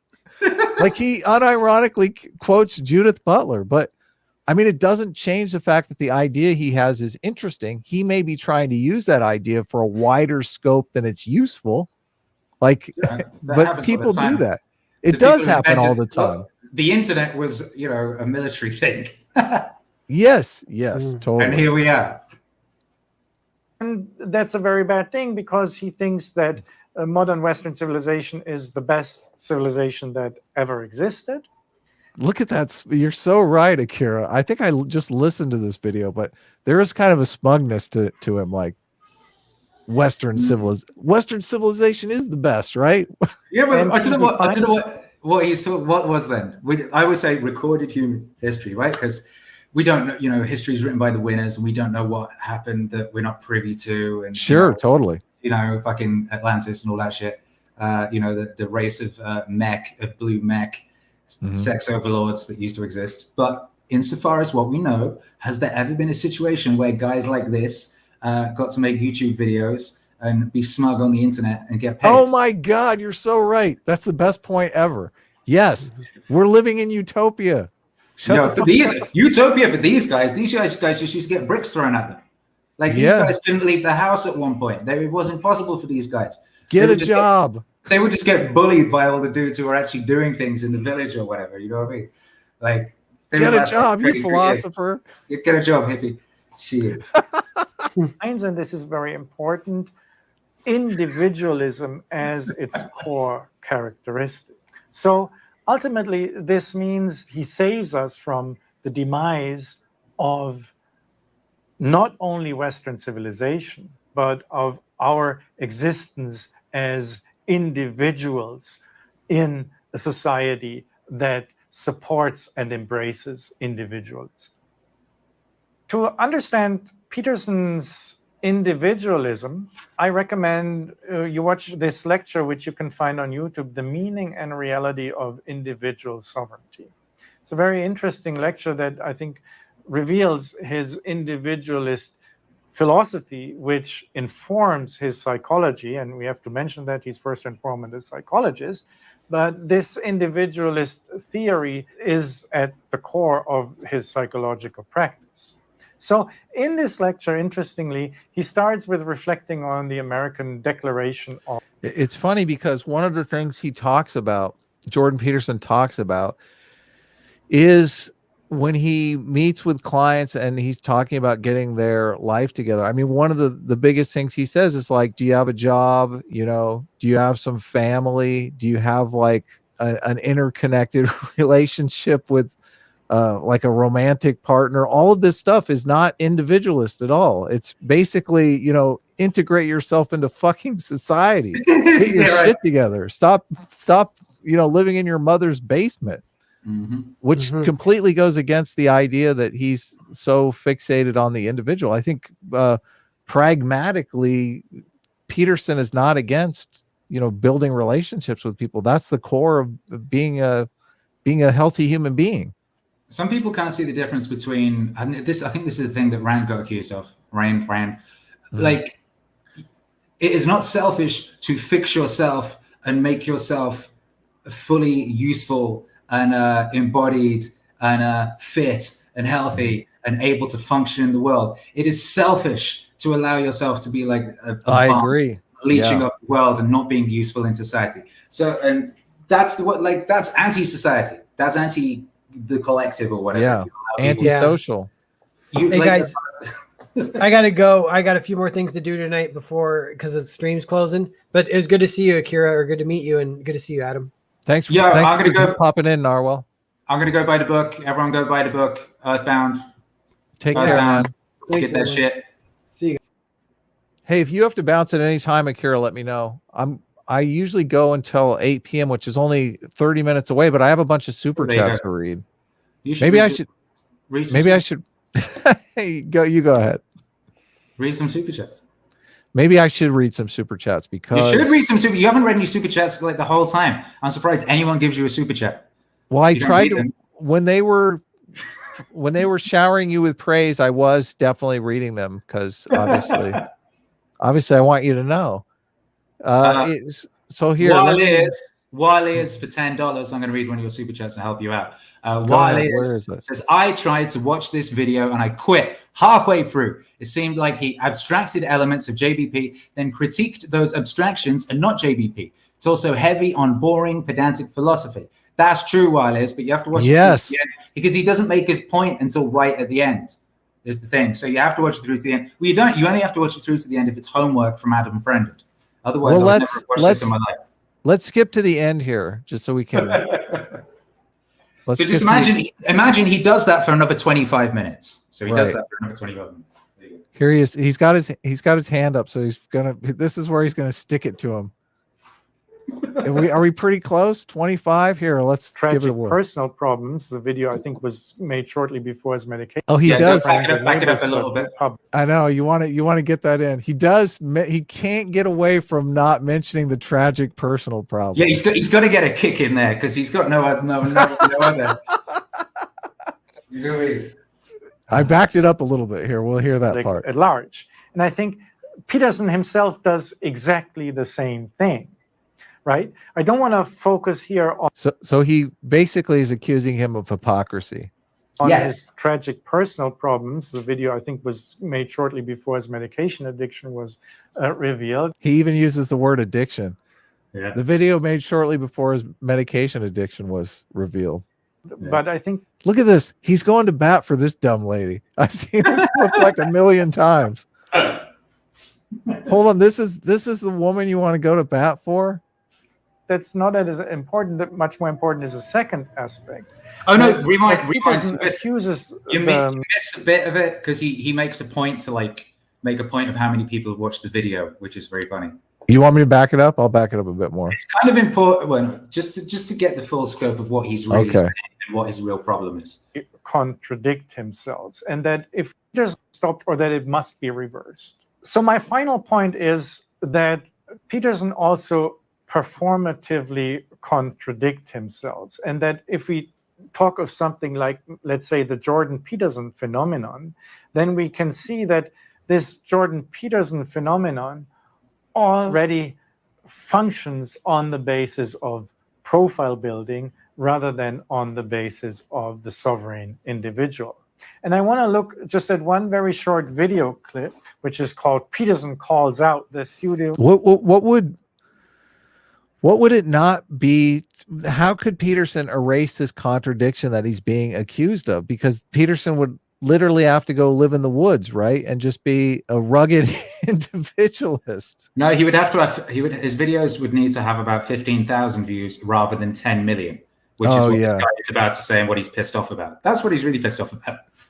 Moralistic stances of activists, and it's from an Australian TV show in 2019. Actually, the video has more than 10 million viewers, and some person in the audience asked him how to actually save the world beyond just simply cleaning. I think my Peterson, one of my Peterson compilations, I think, is up to 10 million views.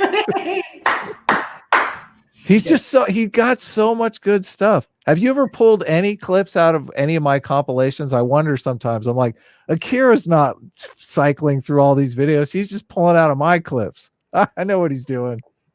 I think I did use some of your clips in, like, I think JBP Wave 5 or something like that. Nice. I think. Nice. I think a vague memory of that. Yeah, you were doing some good clipping back in the day. I've inspired. You and Bite-Sized Philosophy.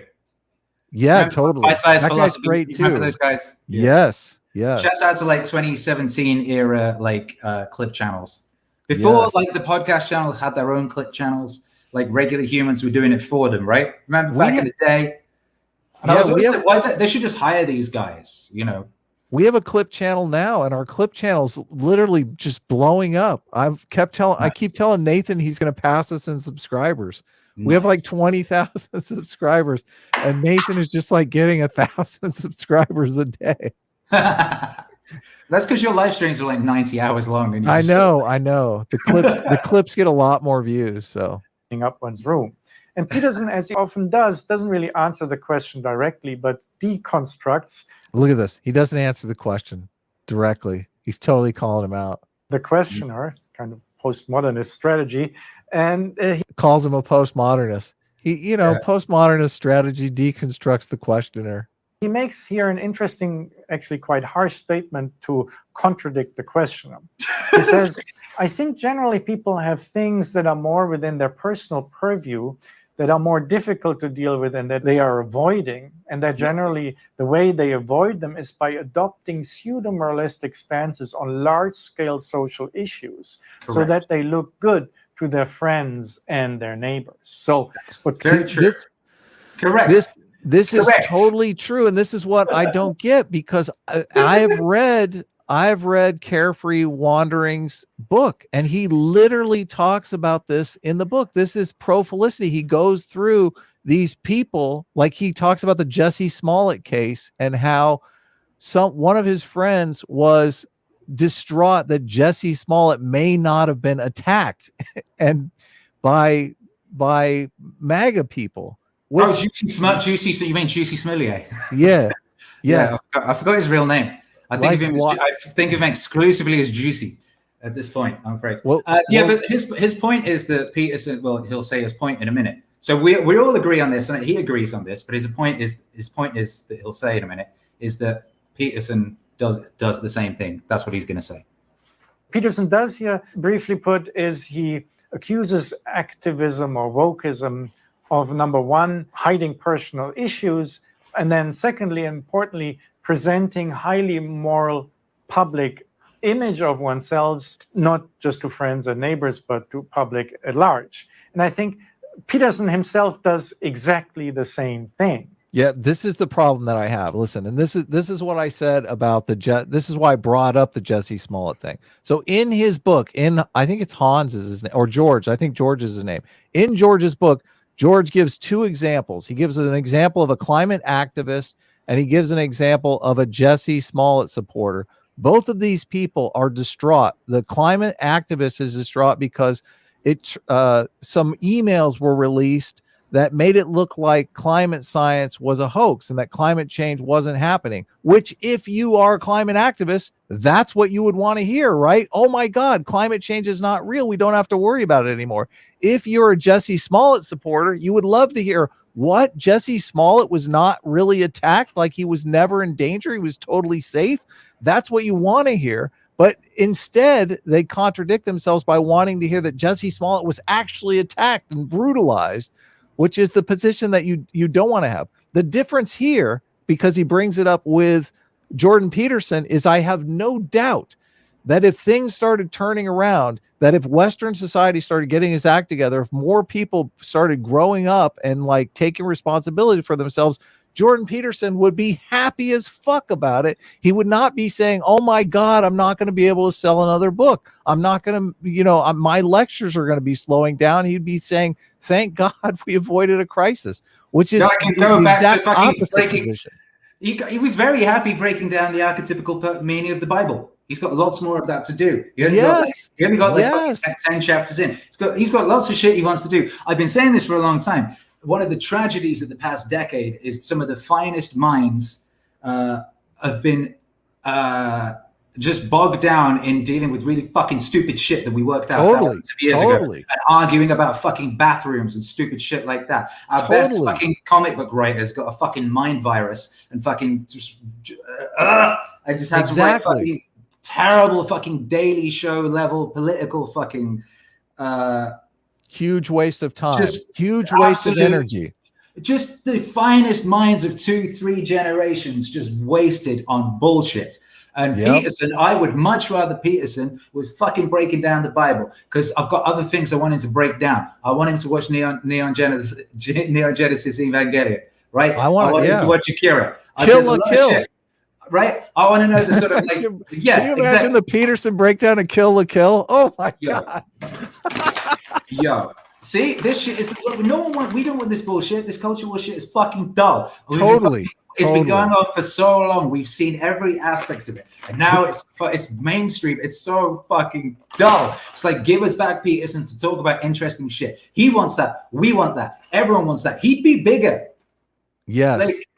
He will be bigger. This shit will be done. We will be done with this tedious bullshit, and guys like this will still be fucking making little cringe fucking pokey videos from their fucking library. And cool. There's a song that you have where Peterson talks about how we're having this crisis with political polarization, and he talks right through it. He's like, he's not into this crisis, this political polarization. He talks about how things are getting better, and people need to know that, because we're going to get past this. Like, Peter, if the culture war ended tomorrow, Peterson would be the biggest celebrator of that fact, where these other people, these activists who are just worried about fighting the civil rights movement for the rest of their fucking lives, they're the total opposite of that. It's like, what's his name? The Proud Boy leader guy. Like, without the position of being Proud Boy leader, he has nothing. And I think they've just got rid of it. And so Grassroots Dictator says, super chats. Yeah. Okay, I'll read super chats. We've beat up on George long enough. Did we get to his? He never actually got to his. He never finished his point. So do you want it? Okay, we're gonna have to do the. I don't know. I mean, how much you care about that sort of thing on your show? Is you're supposed to have a satisfying ending? Is it supposed to have a conclusion? We can. Well, have we not done the conclusion? I mean, I feel like we have. He's basically accused Jordan Peterson of contradicting himself, which that's pretty much all he does, right? All he does, yeah. We haven't allowed him to finish himself, but he basically says Peterson is what he's preaching against, because Peterson is taking on big kind of social issues. But Right. and Yes. when his advice is to fix yourself as an individual. But as I said earlier, Peterson's done the fixing himself as an individual. What he always says is fix yourself as an individual first, then reach outward a bit, then maybe you can fix your family, then maybe reach out into the local community, do something there, then maybe reach out a bit further. So at this point in his life and career, Peterson has earned the right to deal with larger issues, specifically when they are larger issues in the domain of his expertise, when he has specifically studied the steps that lead towards totalitarian fucking mass murder for decades and decades. And oh shit, some telltale signs of totalitarian potential for mass fucking murder. Best nip that in the bud. I notice it. There you go. That's what he's doing. That's not fucking self-contradictory. That is not the mirror of wokeism. That is a guy doing exactly what he's supposed to do and what he's been telling everyone else to do for fucking decades. Staying in his lane, totally staying in his lane. Yeah, the fucking Antifa dude who has zero education going out and changing the world is not staying in his lane. He's like smashing in the window so he can steal something from the gift store on Melrose. The fucking anime gift store on Melrose. Yeah, it's like night and day. It's completely different. It's like to compare them is offensive. That's hilarious. Yeah. Is this just the same as the guy stealing the Naruto backpack? Not even close. It's not even close. Disgrace. So yeah. Okay, here. Super chats. I'm gonna bring them up here. Let me see if I sometimes. I got it. I gotta. Could someone bring me some water, please? Why are you not? My support team is really fucking slacking. Yeah, what's up with that? You got an assistant. That's great. My assistant is not here. My assistant flaked out on us tonight. So what your what do they call it? What was the word? My super chat reader. Matrimonial assistant. My super chat reader. My work wife. PSA shit. Did your wife do that? Oh no, I suppose you. Do you have a work wife? I mean, your work wife is probably a real wife. Real wife, yeah. Well, I have a real wife. I have a real wife too, Akira. I know, but I never see your real wife. Does your real wife bring you water during streams? I get my own water before the stream. I come prepared. I'm ready. I came from CrossFit. I've been through. My real wife has had a hot meal waiting for me right after the stream, which is nice sometimes. Adherent of Lady Columbia for $5 says, you might want to watch AA's new video, Positive View of the Right. It's interesting. You may want to have Sitch distribute us on that vid. You know, I don't know if I'm going to be covering AA anymore, but I will check it out. AA's made some other videos that I found vaguely disturbing. So what's AA? Academic Agent. He's another YouTuber. Maybe you've watched his stuff. I don't know. Yeah. Colabar for $5 says, are you gonna play the A-Team Reigns Supreme? I guess I could play the A-Team Reigns Supreme. I don't know. Here, let me see if I can do it. Akira won't be able to hear it though, but I have it right here. Some bullshit. Yeah, I don't know. I would have to share it.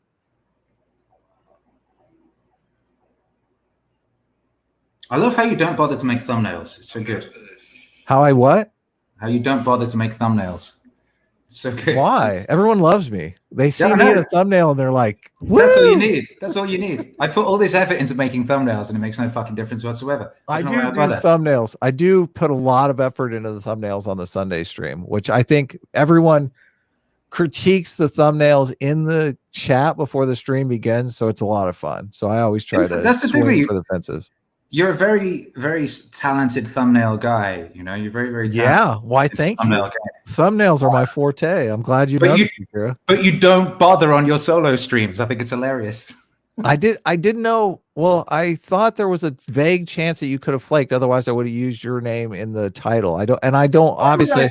I've never flaked in my life. What are you talking about? Well, good. I'm glad. Look at this sunburnt face. Anything could have come up though. You could have like. Look how sunburnt my face is. It looks like you were at Mexican CrossFit for heaven's sakes. I don't know what you could have got mugged or something. I look like I've got a fake face on. Look at that shit. That's crazy. I got the fade done on my mullet today. The best fucking hairdresser. I know. I was going to say you've gone full anti-American. Well, I guess that is the mullet is as American as it gets. Yeah, was the mullet invented in America? I'm not even sure. The Vikings had fucking mullets. Jesus. Calabar for $5. Oh, I already read that one. I just played it. I hope you enjoyed it, Calabar. Thank you so much for pulling it out. Arazima Otora for $5 says, I didn't think that Jordan Peterson is the mirror of wokeism. The mirror of wokeism would be the white supremacists. That is true. That is perfectly correct. Yeah. Mm-hmm. John Smith for $4.99 says, Adam, can you ban anyone who pushes impreg? Please, if you don't know what it is, just look it up. It needs to be banned. Well, I'm not going to look it up. If Akira has the nerve to look it up, I'm not sure. I don't look up things like that. It may be dangerous. I don't know what it is, and I refuse to look it up. It's one of my favorite Twitter. Doesn't that seem like a little bit of a troll there? Like we might get in trouble if we look at it. I was expecting someone to try and get us to go down like a Chris Chan wormhole or something. I was expecting maybe. Grassroots Dictator for $6 says, Adam, don't look up impreg. Don't worry about it. No, it's another one about impreg. Oh, it's this. Oh my God, it's a thing. Adam, don't look up impreg. Don't worry about it. Please ignore John Smith's mad ravings. Okay, thanks. Also, what is your favorite song from Akira's The Shadow? I'm not sure if I know specific albums. I do like. The Shadow's not an album. The Shadow's just a mixtape I put out a couple of weeks ago. Oh, it is? I'm not sure. I'm not sure that I know. I like. Call yourself a fan. Listen, I'm leaving the stream. Akira. Wait a second. Grassroots Dictator. You've insulted my guest now, and not only that, Akira, you put out a fucking album a month. The Beatles didn't put out 12 albums in their entire life. Okay, you put out 12 albums a year. I can't keep up with this shit. I'm a busy man. Yeah. I put it on and I listen. I look up the name of a song when I share it on Twitter. That's how I know him. But yeah, check out The Shadow's dope. It's a concept mixtape I did a couple of weeks ago. Sort of held together by clips from Berserk. It's partly like a Berserk tribute and partly a meditation on Jung's shadow concept. And it includes a couple of unheard tracks, featuring Joseph Campbell and Alan Watts. Actually, yes, it does. I listen to that Alan Watts one all the time. Thank you. That's a great one too. I listened to the Scott Adams one once, and then I saved it on a disc and I took it out in the yard and I pissed all over it. That's such an artist thing to do. I was like, take that, Scott artist. I did. I saved it on a thumb drive. Because you're an artist. I can't use that. I can't use that thumb drive anymore. I buried it in the yard. The butter ample for $2 says, JP Defense Squad. S class is best class. Also, hi Rags. S class is best class. What are you doing? This S class is not here. Lord Tennyson's pipe for $5 says, I can't wait for the next Chuck Tingle novel. Pound in the butt by my $20 super chat and Adam friended erotic adventure. What? Also, free the impreg. Oh man. They're hitting us with the impreg stuff. I refuse to look it up. I do not know what that is, and I refuse to look it up. ERO Games for $5 said he didn't speak out against political correctness. He spoke out against state authoritarianism. JBP is a Chad. That's exactly right. Yeah. ERO Games knows what's up. Yeah. Compelled speech, right? That's what he spoke out against. I looked up. No, you didn't. Don't. I did. I did. What happened? What happened? Oh, no. Oh, no. MPreg, short for male pregnancy. Oh my God, no. It is a plot device in which men become pregnant. It occurs with some frequency in Slash and very rarely in Het. In these fan works, the man who gets pregnant is usually human and Kissganger. There is often no explanation for the phenomenon, although it may be explained by magic, medical experimentation, or simply the existence of an alternative universe where men are commonly pregnant. In some dystopian MREG AUs, the role or status of males able to get pregnant may differ markedly from that of impregnating males.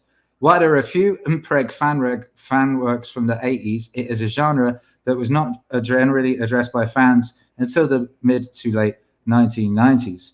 Nowadays, in fandom, mpreg is most commonly found in fan works written in the Abo universe, while male omegas have the ability to become pregnant.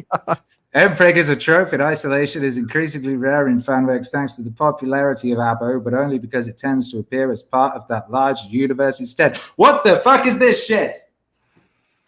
Akira, what would your wife say if you came home pregnant? Clean your damn room. These people need to clean their rooms. What would my wife say if she came home and I was pregnant? You should drop it on her. Honey, I think I'm pregnant. Yeah. She'd be like, Akira, you've lost your mind. Did you see there's a pregnant man emoji? Did you see that?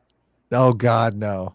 Oh man. In the new emoji update, there's like a pregnant dude emoji, and it looks like a Mexican who's this is a troll. No, this is a troll. Look, I mean, I know that it's real. It looks like a Mexican who's eaten too many tacos. It's hilarious. It's the I've eaten too many burritos emoji, and we've been needing it as a society for a long time. I know. Thank God. Do you know how much I love tacos? I always eat too many.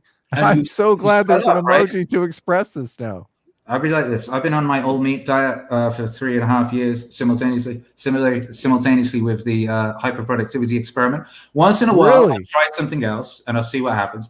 If I ever eat a slice of pizza, I've done it like twice. I swell up like the pregnant male emoji. I look just like that. It's the exact same thing. But just go. Whoop, like how are you going? How are you going so long on this hyper? Like I'm dying to get, I'm working so much on the comic, but I'm dying to get to the end. Like I just want to sleep for a week.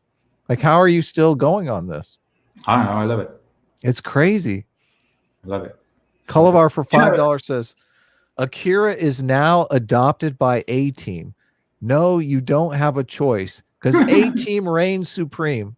Akira was always A-Team. I'm pretty sure. I mean, there we go. Alex Karras for $10 says, I really like Akira. This SC is perfect because money goes to Adam and more clout goes to Clout Master Fresh. I just built a climbing wall for myself, by the way. Broken rib is prohibiting me from enjoying it. What? You broke your rib, Alex? That sucks. That's not cool. Yeah. Those are hard to fix. But he still sends you $10, and that's just powerful. What a nice thing to do. You've got a broken rib, and you send Adam Friend at $10, and you've got a broken rib. That's I like it. Yeah, Akira, I could actually share super chats with Akira. I'll send some money Akira's way just for thanking him for joining in. I don't always, I always want to do that, Akira, because I feel like you take time out of your day. You can see I've made like $213 on this stream, but I can't always do it because some of the people that come on are real fucking ball busters or like real. Nobody wants to see their money going to some of the people I invite on my stream. But I think no one's going to mind if I send $20 Akira's way. So yeah, don't one's worry going to care. That, by the way, don't be ridiculous.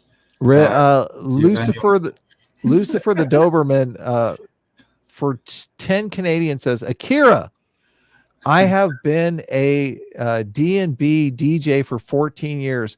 What is your favorite genre to spin? Actually, one of my favorite things to do is in the middle of like an open format hip hop set to drop the jungle drum and bass / jungle remix of Ready or Not by the Fugees. You know that old dubplate, that old one? Yeah. Ready or Not, Here I Come. Yeah, the drum and bass version of that. So that's one of my favorite things to play is that. I play open format, so that means I just play whatever the fuck I want. And the most fun thing to do is always when you introduce something that people aren't expecting, but in such a fashion that they have an amazing experience. Like I played a real like hood spot in New York one time, and it was like Styles P time. It was like probably just like everyone was very G'd out. And then I played Bon Jovi in the middle of it, and they always went fucking apeshit, and it was glorious. You know what I mean? And shit like that. I used to like drop ABBA in the middle of like a sort of trap. Oh yeah. And people love that shit. So ABBA will do it. My favorite shit to do. Yeah, my favorite shit to do is play great music and get everyone in an incredible place, and then drop something in that is the opposite of what they're expecting, but takes them to a higher plane of being. That's my favorite genre. I don't know if you plane know. of being genre. I don't know if you know this, Akira, about me, but I used to paint blacklight murals at rave parties in San Francisco back in the 90s, where we would go and do like a bunch of ecstasy. And I had like I figured out how to do any color imaginable in blacklight. I would do these huge murals, and a friend of mine would take pictures of people in front of the murals. This was before like cell phones, so nobody could click away with their cell phones. He would take Polaroid pictures and sell them. We'd make a killing. It was so much fun. Can you still do that? Yeah. Well, is that still in your repertoire? Well, you know, Owen throws parties, and I've contemplated doing it again. But I'm old now. It weirds me out when you say that. You look 12. Like you look younger than younger than Christian Slater in True Romance. I've always looked 10 years younger than I am, but I'm just I don't know that I could. I go to those parties. Owen drags me to those parties. Well, how about when I do? I just feel like an old timer. Well, I'm going to do a meaning rave. And really? Yeah, and when we do meaning rave, I would love for you to come and do some blacklight paintings. Where you do? That's the thing. I keep telling Owen, we did all that stuff before the dawn of social media. Like this stuff would have been huge, like in this environment. Oh my God, it's amazing. Yeah. Every once in a while I follow this group on Facebook that's like I raved during the 90s, and every once in a while someone will post an old picture that will have one of my blacklight murals in it, and I'm like, wow, it totally brings me back. Yeah. Alex Karras for $5 says, Akira, what is your favorite synth visit to use? It's not visit, it's VSTI. That is. I use Logic, so it's not even a VST. They do shit as an AU plugin. Like I said, for every record, for every new project I do, which is pretty much every month, I will introduce something new. So right now, I've been really enjoying using Anna, which is a new thing from Stephen Slate. It's a new soft synth. It just sounds really good. Everything in it sounds really fat. It's it's a lot of the times with soft synths, for me, they never quite cut through as fat as you want them. You always want them to sound like Journey. I always want synths to sound like the beginning of Jump by Van Halen. And soft synths never sound full. I'll stack like 8 together and they still don't sound as full. And you have to do all this shit. It's because they was using outboard analog shit and it just does sound a bit fat. But that new Anna joint from Stephen Slate is really fat. And I've been really enjoying that. So that guy. And Loop Cloud, which isn't a synth, but if you use Loop Cloud to organize your sample library, you'll be able to play your sample library like an instrument. So I would recommend that. That Jump intro for Van Halen, oh my God, just totally fills your ears. I used to listen to that on my Walkman so much. Me too, baby. The fucking cassette Walkman with the little fucking those little headphones that don't really attach to your ears properly. And sometimes I used to chew them, so little pieces pulled out of them. I was always trying to hide mine because I was scared they were going to take mine away in school. Full Killer 36 44 for $5 says, Akira the Dawn is the man. I totally agree. Breathtaking. You are breathtaking. I totally agree 100%. Lord Tennyson's pipe for $2 says, Mpreg is based, but Bara is better. Oh my God. I don't know what that is, and I refuse to look it up. I'm afraid.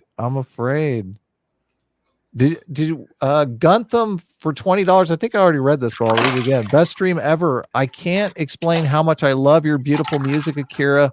Grateful to the Gods is my favorite song. You should do more classic works with Marcus and Edgar Allan Poe, but with you on vocals. So there's a request for you. I got you. Thank you. Love you. That will be his September album. Oh yeah, Meditations Volume 2. Meditations Volume 2 is coming.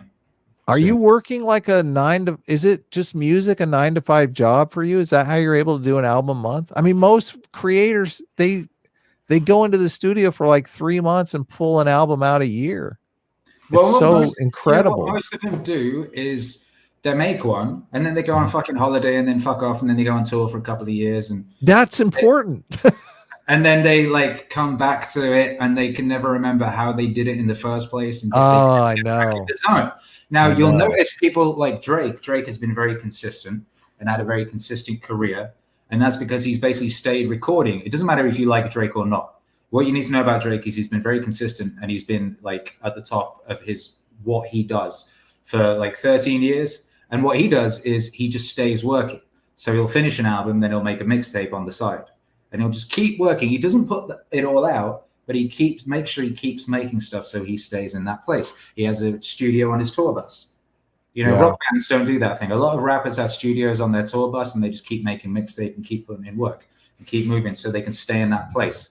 Yeah, I do this. I notice this with a comic because, you know, it's like the last thing I work on before I go to bed and the first thing I work on when I get up. And I just, after day 3 or 4, you're just in the zone. You're full fucking drawing machine.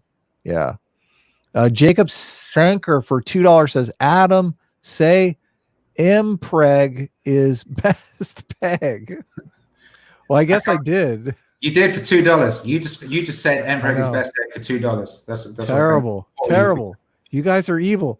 Danimal the Bruce for $4.99 says the scene with Bobby Peru assaulting Luna in the hotel in Wild at Heart, I think, is the most viscerally disturbing thing Lynch has ever done.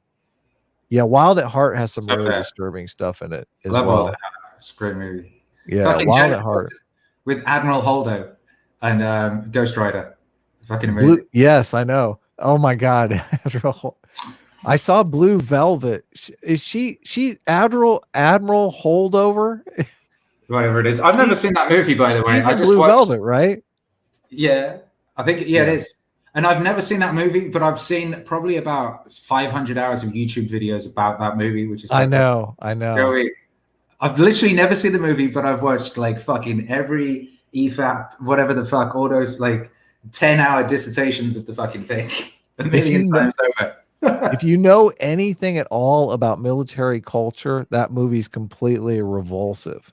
It's like so ridiculous. Yes. They just have such disdain. They have such disdain for the military that they don't really understand the culture. Samuel Buchanan for $10 says, Jordan helped me confront the hard parts of life, and I no longer think of ending it. Wow. Maps meaning, lecture, and books has restored my life. Suffering is overcome by choosing to reduce it. That's exactly right. It's a mindset. You have to, it's fucking mind over matter. It's a choice. So glad to hear that. Yeah. Congratulations. That's one of my favorite songs is the suicide song. What's it called, Akira, where the kid is suicide. Yeah. Yeah. That's such a fucking deep song. Yeah. Yeah. People write to me literally every week talking about how that music has helped them not do that. Really? Yeah. Help friends not do that. Literally every week. Which is just goes to show how many people are getting to that place. Yeah. The amount of if people are writing to me on a weekly basis telling me that, how many people are not just within the vicinity of my world, and then how many people in general is really quite staggering. But it's to be expected when you have a generation who've had their entire reason for being kind of pulled out like a rug from under them and are told that everything they are and everything they come from is evil and wrong. I mean, that could be depressing. That could upset a person if you'd not thought of, if you hadn't thought it through. You said something that was meaningful to me, like denying people their birthright. I kind of, I grew up a Christian, and that if I feel at home talking about Christianity and stuff like that, I do feel like that edgy atheist personality on YouTube is a little bit kind of trying to deny me my birthright, which Jordan Peterson fights against. That's one of the reasons why I like Jordan Peterson. And they would be the first person, because they're all these militant leftists, they would be the first person to castigate you for weighing in on any kind of other ethnic culture. If you disparage any other culture, they would be so up in your fucking grill. It's unimaginable. But me, like an open atheist having respect for religion is just distasteful to them, which just completely rubs me the wrong way. It's like, what the fuck? My family taught me this. I grew up with it. Like Jordan Peterson gives it meaning in a more rational context that I can respect, and I think a lot of people feel that way. So they do. Yeah. And then you can Jonathan Pageau is wonderful for that as well. Yeah, I've talked to Jonathan Pageau. Yeah, and he's great because he doesn't do the I act as if God exists or anything like that. He's like, I am full blown. Yeah, totally. And then he'll explain what it all means and how it works and what it is in a very practical fashion. And that's what we were missing, is the practicality and the utility in these systems. In these operating systems for interfacing with the experience we find ourselves in, that people put together over thousands and thousands of years because they worked, bit by bit, brick by brick. They built these incredible fucking structures to hold us up and keep us safe and fed and all that kind of thing. And then these morons turned along and tore everything down, and then were confused as to why they were getting wet when it rained, and so on and so forth. Anyway. I believe the most powerful form of art is music, because at its root, music is patterns, and the world is patterns. That's another one. I thought for a second you were reading an excellent super chat, and then I realized no. I'm quoting an Akira the Dawn song. Yeah, exactly. Yeah. It's so fucking. It's so meaningful on two separate levels. It speaks to the fucking heart, and it speaks to the mind at the same time. It's so beautiful. Like most songs are just pure intuitive. Like I listen to pop songs half the time. I don't even know what they're saying, but it touches you on, like it makes you want to move. It gets to your soul, like the ABBA songs, those types of things. They rev the crowd up, but the meaning wave stuff is so powerful because it's meaningful on multiple levels, which is just, it's amazing. It's totally amazing stuff. Plato said music is a more potent instrument than any other form for education, because rhythm and harmony find their way into the inward places of the soul. True. Yeah, very true. People have forgotten that shit. Yeah, or they haven't. People haven't forgotten of it, and they're well aware of it, but they would rather that didn't occur, and they would rather people's souls were not stirred. It's a bit of both. You're doing such a solid for Jordan Peterson, man. You've let people understand his ideas in ways that are just nice, and they don't have to sit down and listen to a 2-hour lecture. Sometimes people feel like that's the only entry point for Jordan Peterson, but it's not. Akira the Dawn is the entry point for Jordan Peterson. Yeah. The tip of the spear. Yeah. Diogenes for $10 says based Texas shilling. Also, a YouTube friend of mine watches y'all's Sunday show, lefty, center, right, and thinks y'all takes are trash, but he loves the show. Well, that's because we run a comedy show. Okay, we're not there. We're not trying to change your mind. We're not trying to indoctrinate you. We're not trying to get you to vote for our guy in the next election. We're trying to make you fucking laugh. Okay. We're trying to entertain you. So I think that you're not trying, you're succeeding. You have aimed. Yeah, there you go. You succeeded. There you go. Yeah. So many of these shows, it's just like so many of these, and I got to admit, I can't stand it. They're trying to get you to be some minion for them. It's like, fuck, why? Make it stop, for heaven's sakes. Lord Tennyson's pipe for $5 says, did you know that famed manga artist Gengor Tagame is supporting Comicsgate? Really? Google Gengor Tagame manga and find out more. I will definitely do that.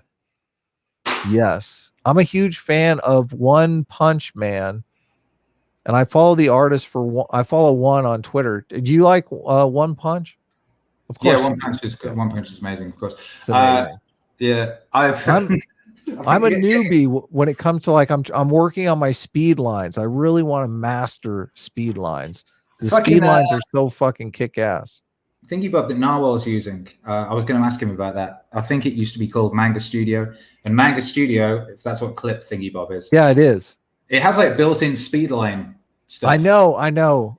The thing is, I mean, I want to be able to do both. The built-in speed lines only do it in like a circle, but they do this thing where it's like a motion blur, but they make the motion blur with the speed lines. I do that. I used to draw comics from when I was like 7. Like I was saying. Really? Yeah. Kick down. You got to show some drawings. Yeah, I will. Share some drawings on Twitter. Let's check them out. Although I'm the worst. I haven't really shared much of anything. I did tweet a panel out that I scheduled a tweet for tomorrow morning. So a panel is coming.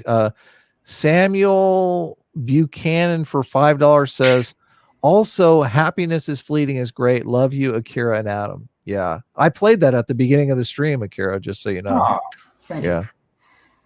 Happiness is fleeting. It is. That I love that song because it's so much of why I started doing YouTube. I got totally jazzed about Jonathan Haidt's The Righteous Mind, and I just wanted to share with everyone how this could change your life. How it could make you get to sleep at night without being depressed because CNN is driving you insane. All of this stuff is so insane these days. I think I already read Alex Karras's. You did, yeah. Okay. John Smith for $1.99 says, Adam, whatever you do, do not listen to Tennyson. Lord Tennyson's pipe. Well, he's great. I listen to him all the time. What are you talking about? Chris Olin for $10 says, life is suffering. Much love, Wave Lord. I think I already read that one. Utter Nonsense for $5 says, S-Class puts cast iron pans in the dishwasher and drinks too much pop. A-Team never skips leg day and protects children from Bosch. That's right. A-Team greater than S-Class. Thank you so much, Utter Nonsense, for pointing that out. Someone also told me the other day that S-Class brushes their teeth with the wrong end of the toothbrush. What? Who does that? S-Class. Jesus Christ, you guys. S-Class does that. That's what happens. It's the fuzzy end. You put the toothpaste on there, not the hard end. Chuck Pergany for $5 says, do you still know the 1791 L guys? Whatever happened to them? One of the guys followed me on Twitter, but I haven't seen him on Twitter in forever, so I don't know. Maybe he got yeeted. It's hard to tell sometimes. I love those guys. I was weirdly, I emailed those guys yesterday. Really? Oh, yeah, cool. Last time I spoke to Lex, he was making trap beats. He was making type beats, and he was asking me for advice on like type beat making. And Christian was getting in trouble. Did you ever hear the story about how Christian and Lex bought Roaming Millennial to see me DJ at No Vacancy? No, tell us. Tell us. So they were coming to see me DJ at No Vacancy in Los Angeles, and No Vacancy is it's like a themed club / bar. It's done out like a Prohibition era place. Really? And, it has burlesque dancers in it, and you are met at the door.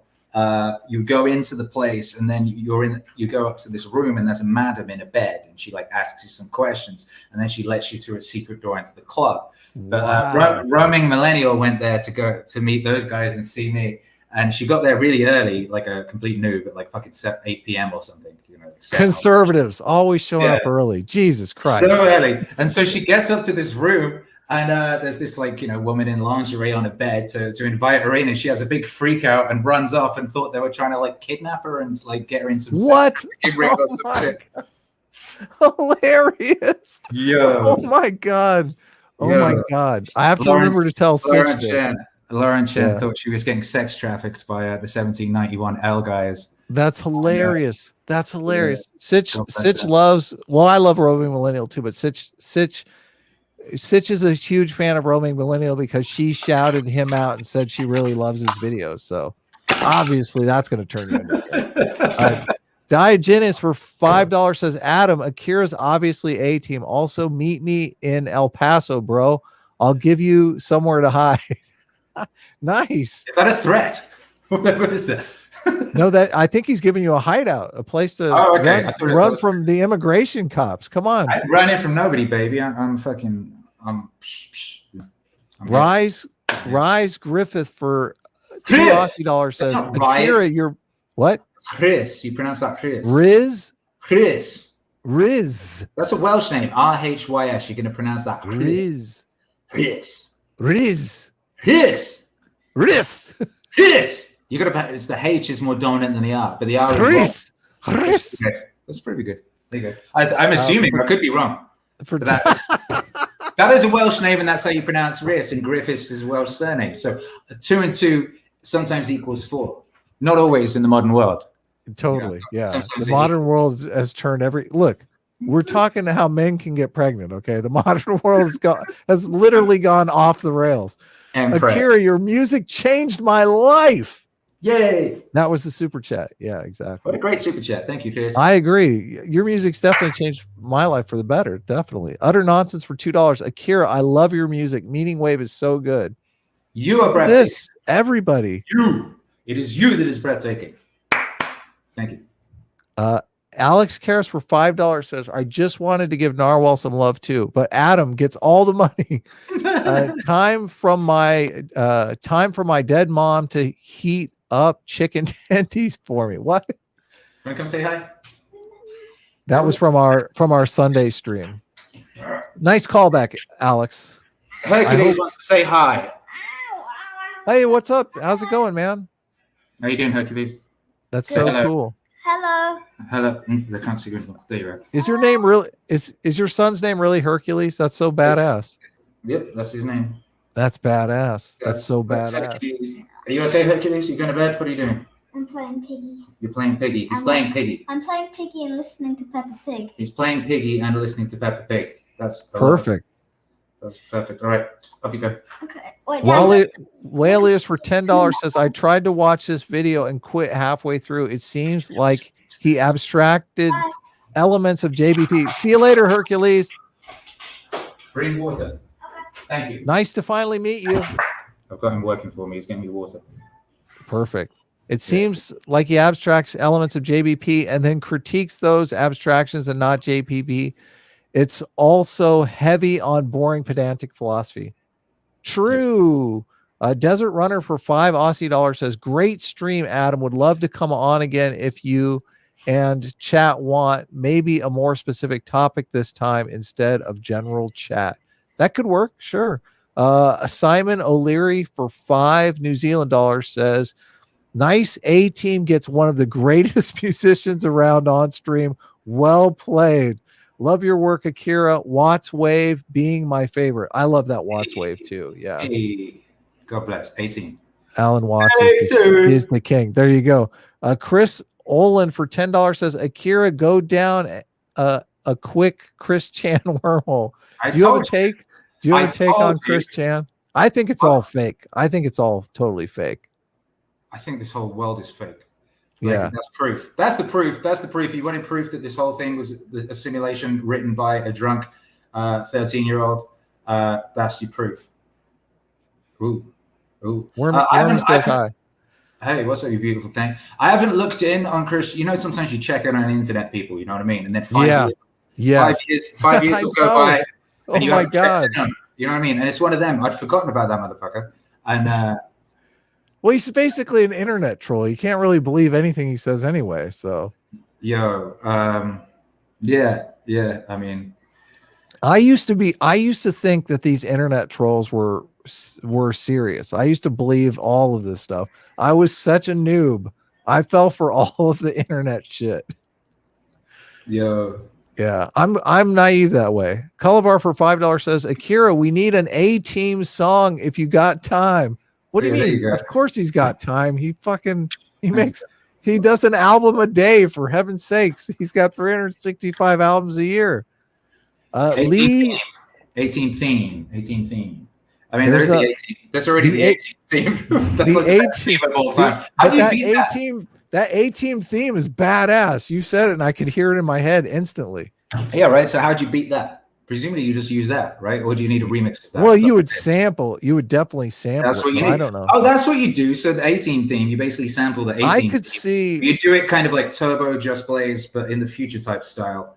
I could see like a 2001 type slow build up, and then builds up to like the A-Team theme, like yeah, exactly. There you go, exactly. Because it would be a total switch. You'd be like, oh my god, this is going to be, and then all of a sudden it goes to like the kitschiest television show of the 80s. It'd be awesome.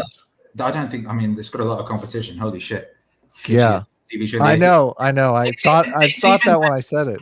In my memory, A-Team's just badass, like the chopper sounds and all that type shit, and fucking Hannibal chewing on his cigar, and like they were fucking Vietnam vets. In my memory, because I haven't watched it since it happened, and I saw it at my auntie's house or whatever. It's fucking. I know, hard. Me too. It's like in my memory, it's Tarantino.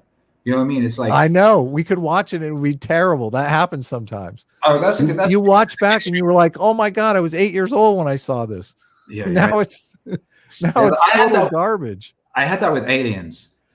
There's a movie that John Malin has brought up a couple times that I had that with. I saw Ice Pirates when I was a kid, and fucking that movie I thought that movie was like the most hilarious movie ever. I thought, oh my god, I lived and died by Ice Pirates. Me and my friends quoted it all the time.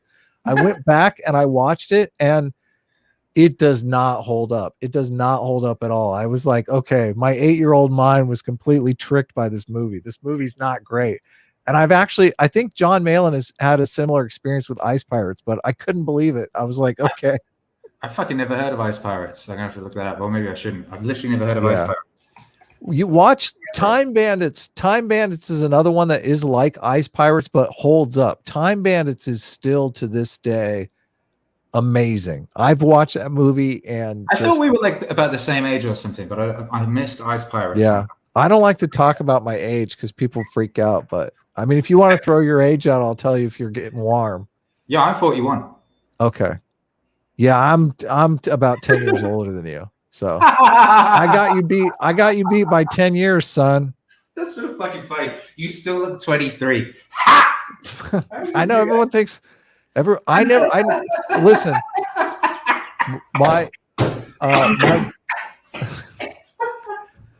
don't want you to think I'm a lazy. I sat there looking like Christian Slater in Heathers. Talking about fucking got 10 years. I always feel funny name dropping because I know a lot of people from living in Los Angeles, but everyone gives you a hard time when you name drop. Ethan, this is one.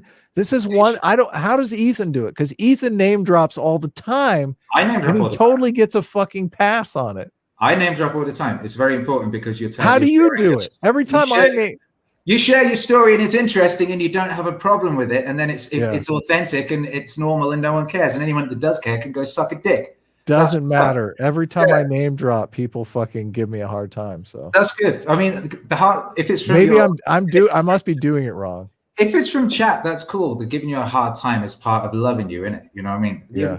Ethan does that. Ethan's very, very good at harnessing the cheeky love of his chat, who call him a fat bastard and things of that nature. And he's very good with working with that, right? Some people get upset. Your friend Scott Adams, for example, doesn't suffer any people calling him names in the chat. Yes, he does. Oh my God, he gets so triggered by the chat. No, what are you talking about? That's what I mean. That's what I mean. That's what I'm saying. He sorry, I said it wrong. Like, imagine if he had Ethan Van Sciver's attitude and people were in there going, "Oh, the volume's all fucked up," and he was like.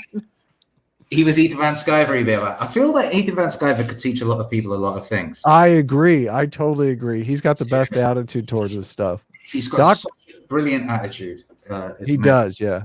He was actually, it's funny because he was canceled too and I guess he was canceled first and then did the Jordan Peterson artwork for Jordan Peterson's first book or second book. No, it was about the same time. My understanding of it is that I was observing it happen in real time, and Ethan was a bit of a noob and he wasn't fully aware of what was going on, but he was sort of he wasn't aware of the severity of the situation, I don't think, and it's sort of all boiled up around him, and he was simultaneously doing his DC stuff and starting to get lots of shit for being himself and existing, and he did the Peterson stuff, and he was paying a bit of attention to Peterson, and he saw Peterson on Rogan say that thing about, Peterson's little hubris moment, where he sort of cheekily goes, "Oh, I shouldn't say this, But I finally worked out how to monetize SJW. Yeah.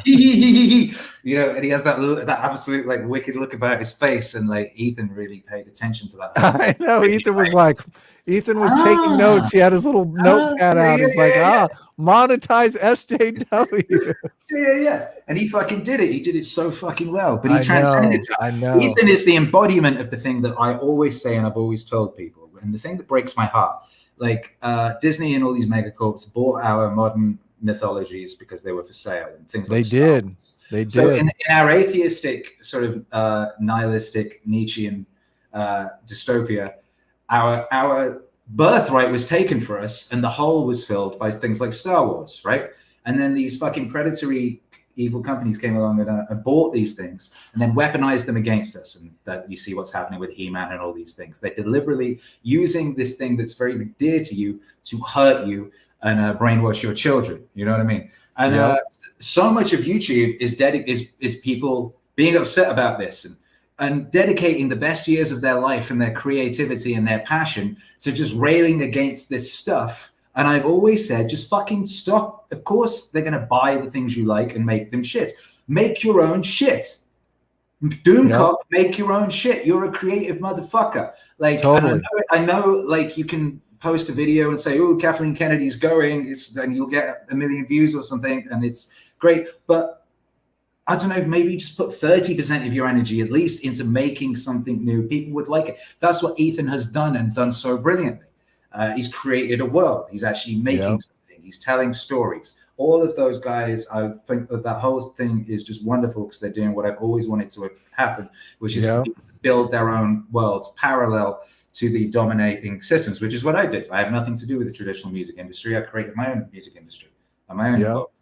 And so Ethan is just such a shining beacon of glory in having done that and inspiring people to do that. And also he calls people out when they're not doing that, and they really should be. And I think that's fantastic. Yeah, Ethan is the man, definitely. Ethan figured it out. I completely agree. You got to make your own shit. We got to be the next generation. We got to let go. We can't be living our lives on nostalgia forever. We have to fucking build something new. Correct. And read Dr. Lee for $5 says Meaning Wave exists. Good point. Well made. I think I might have missed one here. Cullivar for $5 says Akira, we need. Oh, no, I did miss one. We need an A-Team song. Dr. Diddler for $2 says, did I hear you wanted Adam MPEG fan art Sunday? No, you did not. You did not hear that, Dr. Diddler. Oh, that's what I heard too. Yeah. Prince Charming for $10. Thanks for throwing me under the bus, Akira. Prince Charming for $10 says, hey, King, you dropped this. Why, thank you for the $10. Samuel Buchanan for $5 says, if you want to have a chat about JBP helping me out of the pit of infinite darkness, that is suicide. I'd love to chat, man. Well, not today, but maybe we can do that in the future. That's a fucking documentary. That's a whole documentary. Someone should make that. By the way, if someone out there wants a thing to create, an idea of something to create, there is a documentary about people whose lives have been saved from suicide by Jordan Peterson. That's oh my God. It would be a brilliant thing. Everyone would cry. It would be huge. Jordan Peterson would publicize it, certainly. So someone should go make that. There you go. I was trying to get, I have a friend who has an Academy Award in documentary filmmaking, and I was trying to get him interested in making that documentary. But it turns out he just so happens to be like a stark raving lunatic SJW. It's funny when that happens, right? Isn't it funny when you hit up an old friend that you haven't spoken to since before 2012, maybe? Or before 2013 or something like that, and you speak to them. I know. They've just fully been taken over by the fucking mind virus. It's so weird. You're like, I remember you making all these jokes and talking like a regular person back in the day, and now look at you, you fucking February. Yeah. It's amazing. Fire Everything gives $10 and doesn't say anything, but thank you so much for the super chat. So that's it for super chats. Do you want to say anything in closing? Let's close up shop, and I'm going to get back to, I know you have an album to finish by this evening. I'm going to do some more comic work. I just finished an album, actually. I'm in the period of the game where I prepare for a new album. So I just finished one. which is literally going up to distribution right now. I did the artwork last night. So now I'm in the exciting period where I get to introduce a new instrument or something new to the process and make a new template and that whole, which is my preparatory phase for the next recording, which is a couple of days. So that's exciting. And of course, tomorrow's Friday, so I will do a live stream tomorrow. So I will be on here playing some music. That's what I do in my live streams. I play music for the most part. So yeah. Cool. I'll jump in and send you a super chat. It'll be great. You cutie. You. Thank you for coming on, man. This has been totally amazing. I know everybody loved it. I'll leave it up, and obviously leave us your thoughts in the comments below. And we will see you guys next Thursday, same time, and I'll see you on Sunday. Obviously, this Sunday we're watching Vosh, Charlie Kirk, Tim Pool. Oh, so we're all wait. What? We have to do it. Yeah, they did a debate. Charlie Kirk debated Vosh, and the internet is on fire about it. So obviously, people will talk. The internet will die if we don't cover it. So we're gonna cover it for you guys. But we'll see you on Sunday. Take care, everyone. Stick around, and I'll say a quick goodbye to you, Akira. All right. Bye bye.